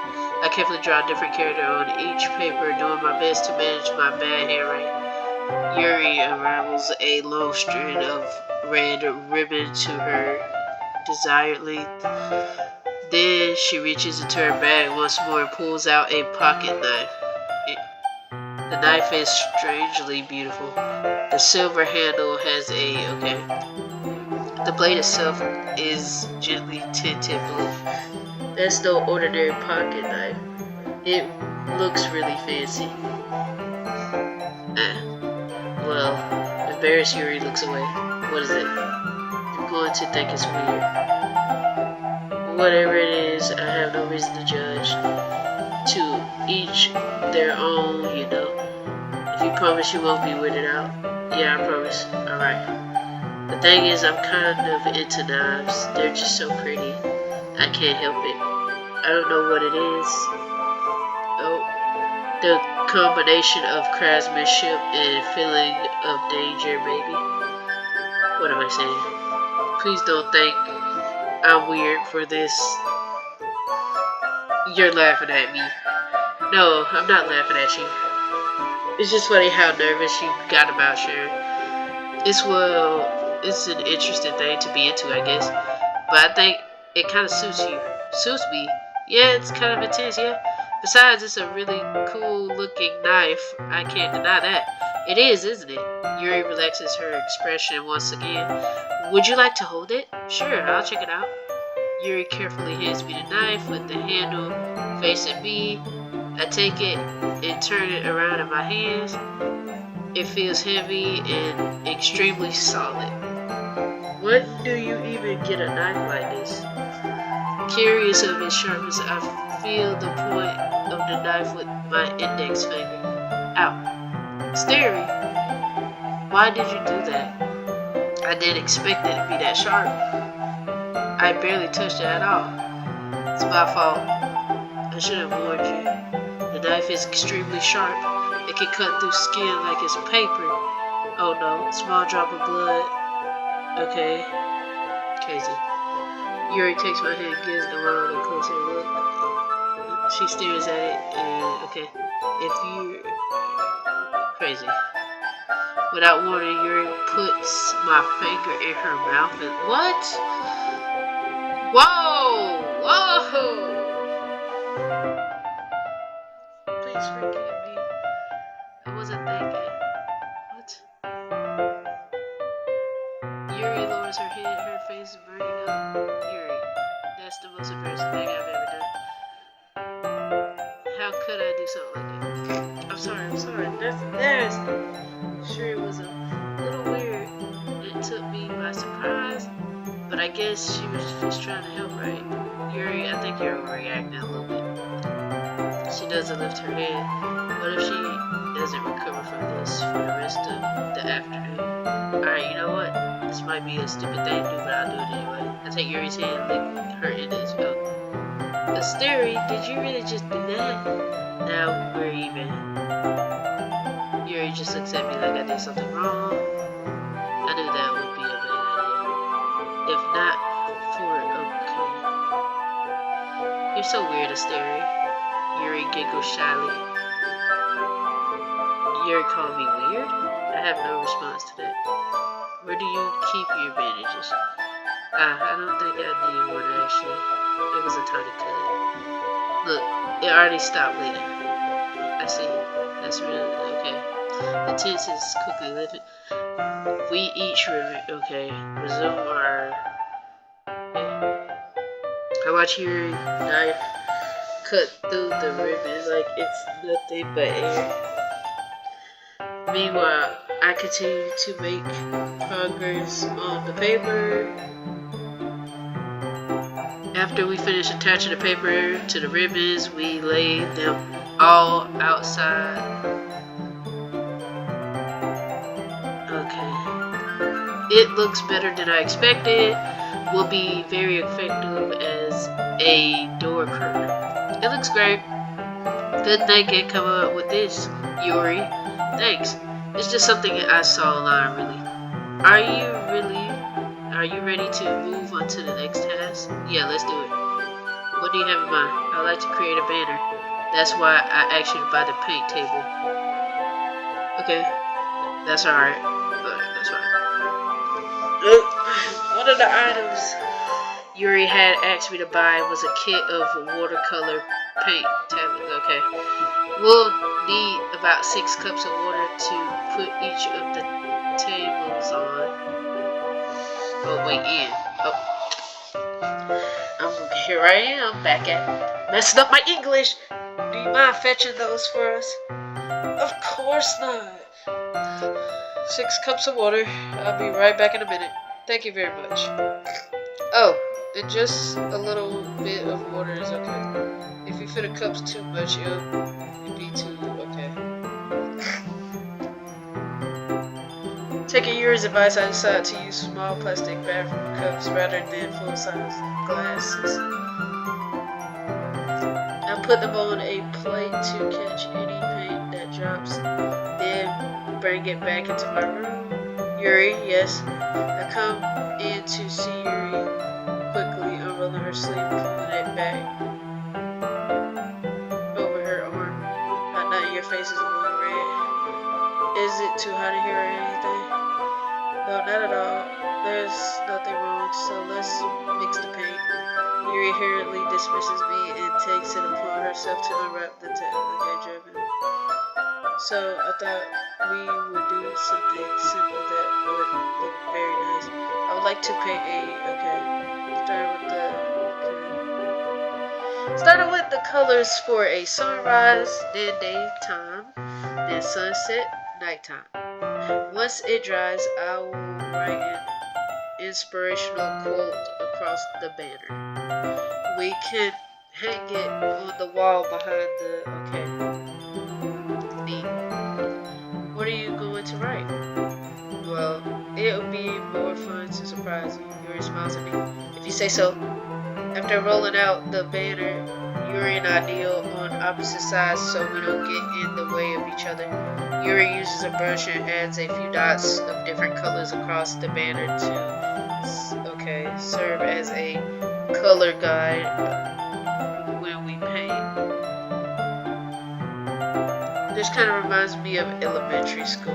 Painting on a banner with watercolors feels a lot like the art class projects we had back then. It's relaxing. I'm sorry if this feels too childish. No, I didn't mean that at all. It's kind of funny, Yeah, it is fun. I'm glad you feel that way too. Yuri stops painting for a moment, thinking to herself, for me, I don't need to go and do crazy things to have fun. In fact, I usually don't even want to. I just like when I can spend time with one other person. Even if it's something like reading, it doesn't even matter if we don't talk much. Just having a friend next to me makes things feel a bit nicer. I think that's all it takes for me to be happy. Is that so? Even if Yuri and I are quite different, I can understand where she's coming from.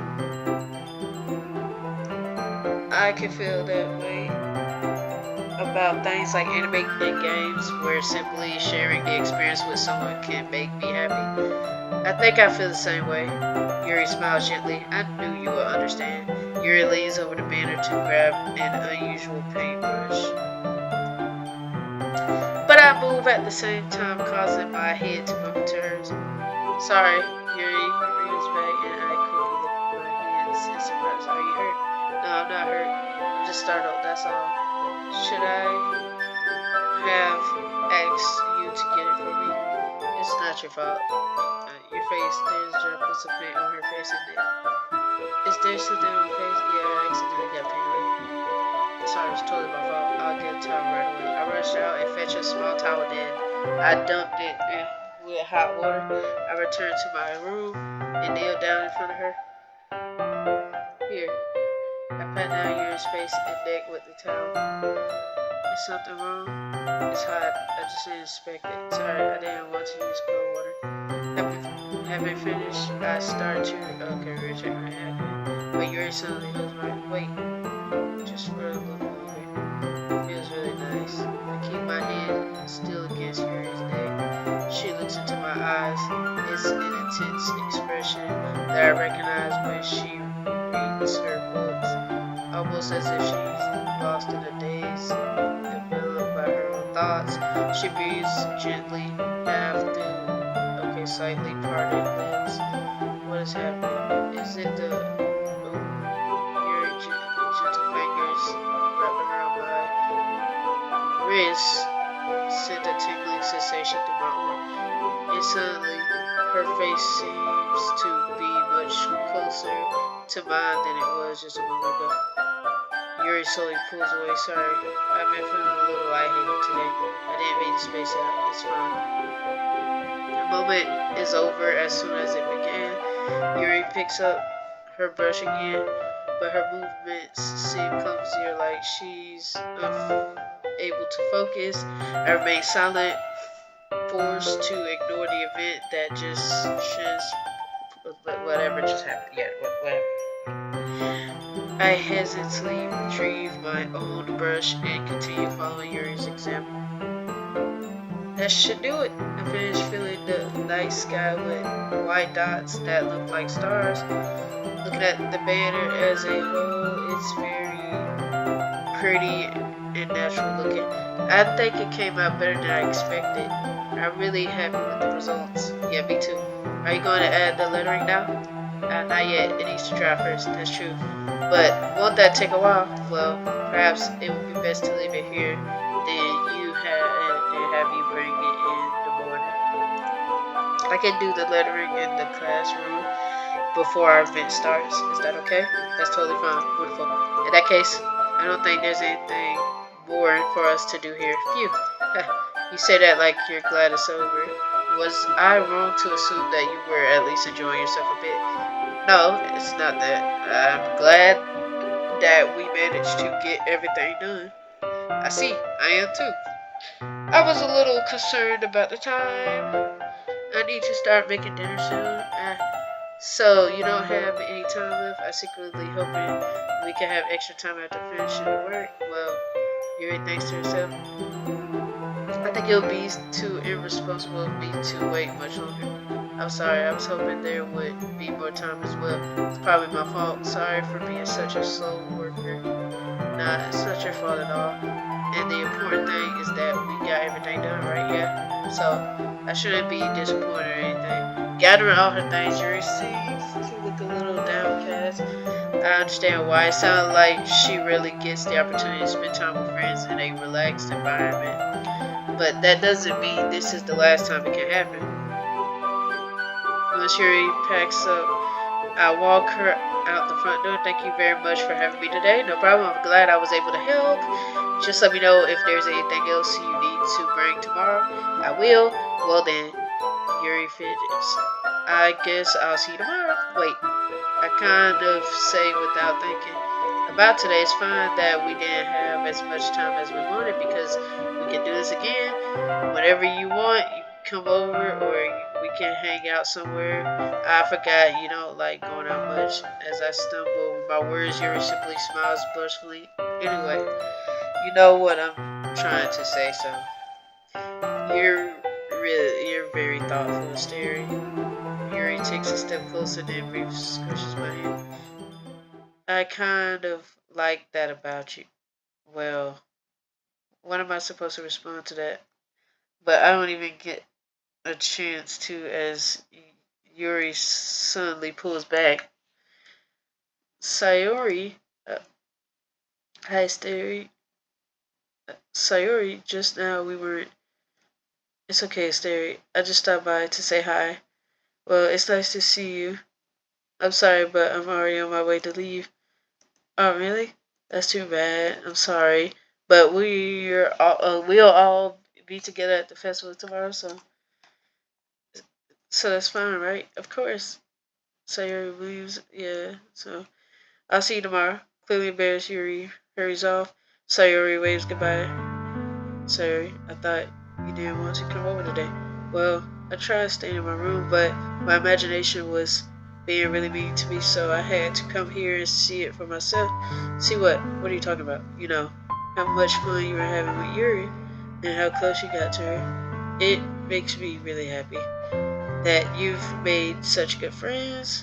That's all that matters to me. Tears start to fall down Sayori's face. That's all that matters to me. Why am I feeling this way, Asteri? I'm supposed to be happy for you. Why does it feel like my heart is splitting in half? It hurts so much. Everything hurts so much. This would be so much better if I could just disappear. Sayori, don't say that. It's true, Asteri.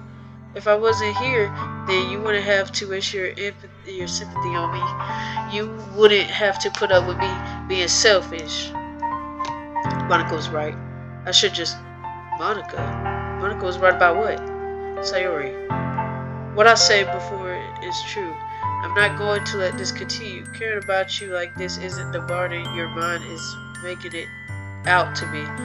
It's something that makes me happy. It's something that I wouldn't trade for anything else. So even if it makes an entire lifetime, I'm going to be by your side until you don't feel any pain more. You ain't gonna feel no more pain, my fault. But Sayori looks away. I put a hand on her shoulder to reassure her. I'm scared of Asteri. I'm really scared. What are you scared of, Sayori? I'm scared that I might like you more than you like me. Sayori, it's true, isn't it? I was weak and started to like you too much. I did this to myself. Asteri, I like you so much that I want to... That's how I feel. And that's enough, Sayori. I don't want you to hurt anymore. I slide my hand down Sayori's arm and squeeze her hand in mine. Do you remember how I said I always know what's best for you? Do you still believe me? Wordlessly, Sayori nods. Even if you don't understand all of your own feelings, I know what you need the most right now. Is that's what I'm going to give to you. Sayori, I love you. Those are my true feelings. So there's no way you could like me more than I like you. I should have realized this sooner. But spending time with everyone at the club, making new friends and having fun with you every day, it helped me realize that you are truly the most important person to me. That's why I'll accept any of your burdens. As long as we continue like this every day, with you by my side, then I know we'll both be happy. Steri. Suddenly, Sayori wraps her arms around me tightly. Steri, is this really okay? Yeah. I hold Sayori in my arms and pull her closer. You'll never have to let go of me again. I love you, Asteri. I want to be with you forever. Me too. I feel Sayori's grip around me weakening a little bit. What is this, Sayori? I'm supposed to be happy right now. I always thought this would be the happiest moment for me. But why? Even now? Why won't the rain clouds go away? They're not going away at all, Asteri. It's okay, Sayori. It might take some time for things to get better again. But no matter how long it takes, I'll be there every step of the way. That's all that matters right now, okay? I trust you. Sayori and I slowly release each other. So, I guess that makes the festival tomorrow our first date, huh? What are you saying? I don't want to think about those things, you know? I want everything to be the same as it always been. Even if we were a couple. I don't know if I can handle anything more right now. It's really new and scary to me, I understand. We'll go at whatever pace suits you best. Hey, Asteri. Sayori glances at me once more, smile. Even if I get really, really sad, this is the best thing for me, right? I don't really understand what Sayori means, but are you saying this is what makes you feel sad, Sayori? I don't know. I don't understand what I'm feeling. It feels like a bunch of thorns when you told me you love me, but that's why I want to trust you. You know what's best for me. Yeah, I do. That's my promise. I say that, but in reality, I've never felt more unconcerned when it comes to Sayori. I know that I love her and she loves me, but I'm having as much trouble understanding Sayori's feelings as she is. Even though I can comfort her, I keep wondering if I should be doing something more or something different. I know these thoughts will continue to. Okay. Is that what Sayori meant by not wanting anything to change? I don't know. But I know that I'll give it everything I got. Sayori is the most important person to me. And I'll do whatever it takes to be happy in the future with her. Okay. It's the day of the festival. Of all days, I expect this to be the one where I'll be walking to school with Sayori, but Sayori doesn't answer her phone. I consider going to her house to wake her up, but I decided that's a little too much. Meanwhile, the banner Yuri and I painted is dry, and I gently rolled it up to take it with me. She sent a pleasant text reminding me not to forget anything, and I reassured her. Funnily enough, I probably feel the same way as Natsuki about the event. I'm more excited to be over so I can spend time with Sayori and Yuri at the festival, but Monica, I'm sure the event will be great too. Asteri, you're the first one here. Thanks for being early. That's funny. I thought at least Yuri would be here by now. Monica wait is placing little booklets on each of the desks in the classroom. They must be the ones they prepared that have our poems for performing. In the end, I found a random poem online that I thought Monica would like, and it's okay. So that's the one I'll be performing. I'm sure you didn't bring Sayori with you. Yeah, she overslept again. That dummy. You'll think that on days this important she'll try a little harder.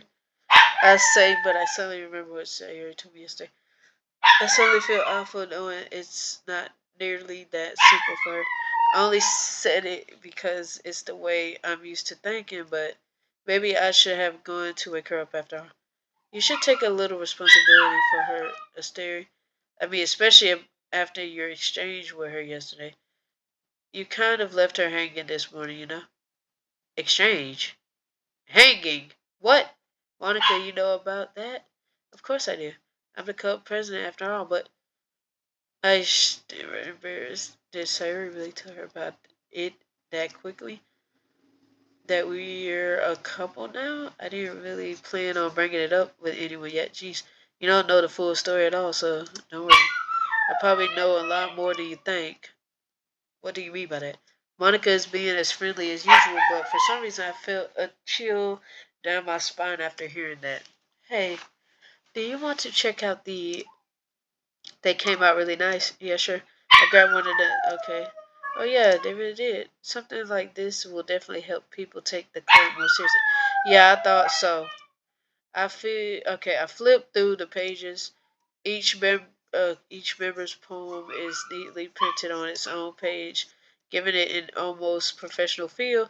I recognize Natsuki's and Yuri's poems from the ones they performed during our practice. I mean, what's this? I flipped to Sayori's poem. It's important from the one she practiced. Wait, I can't even say that because my dog barking in the background. Don't mind my dog. It's one that I haven't read before. Get out of my head, get out of my head, get out of my head, get out of my head, get out of my head! Get out of my head. I do what I know is best for you. Get out of my head. I listened to everything she said to me. Get out of my head. I show you how much I love you. Get out of my head before I finish this poem. But a poem is never actually finished. It just stops moving. What's this? Read the poem. I get a pinch in my stomach. Hysteria. What's wrong? Nothing. The poem feels completely different from everyone else's Sayori's written. From everything else Sayori's written. But more than that, I changed my mind. I'm going to go get Sayori. Well, alright. Try not to take too long, okay? I quickly leave the classroom. Don't strain yourself. Monica calls that out after me. I quicken my pace. What is she talking about? That's a little suspicious. What was I thinking? I should have tried a little bit harder for Sayori. It's not a big deal to at least wait for her or help her wake up. Even the simple okay. Besides, I told her yesterday that things will be the same as they always have been. That's all she needs. What I want to give her. I reach Sayori's house and knock on the door. I don't expect an answer since she's not picking up her phone either. Like yesterday, I opened the door and let myself in. Sayori? She really is a heavy sleeper. I swallow. I can't believe I ended up doing this after all. Waking her up in her own house, that really is something that a boyfriend would do, isn't it? In case, it just feels right. Outside Sayori's room, I knock on her door. Sayori? Wake up, dummy. There's no response. I really didn't want to have to enter her room like this. Isn't it kind of a breach of privacy? But she really leaves me no choice. I gently open the door.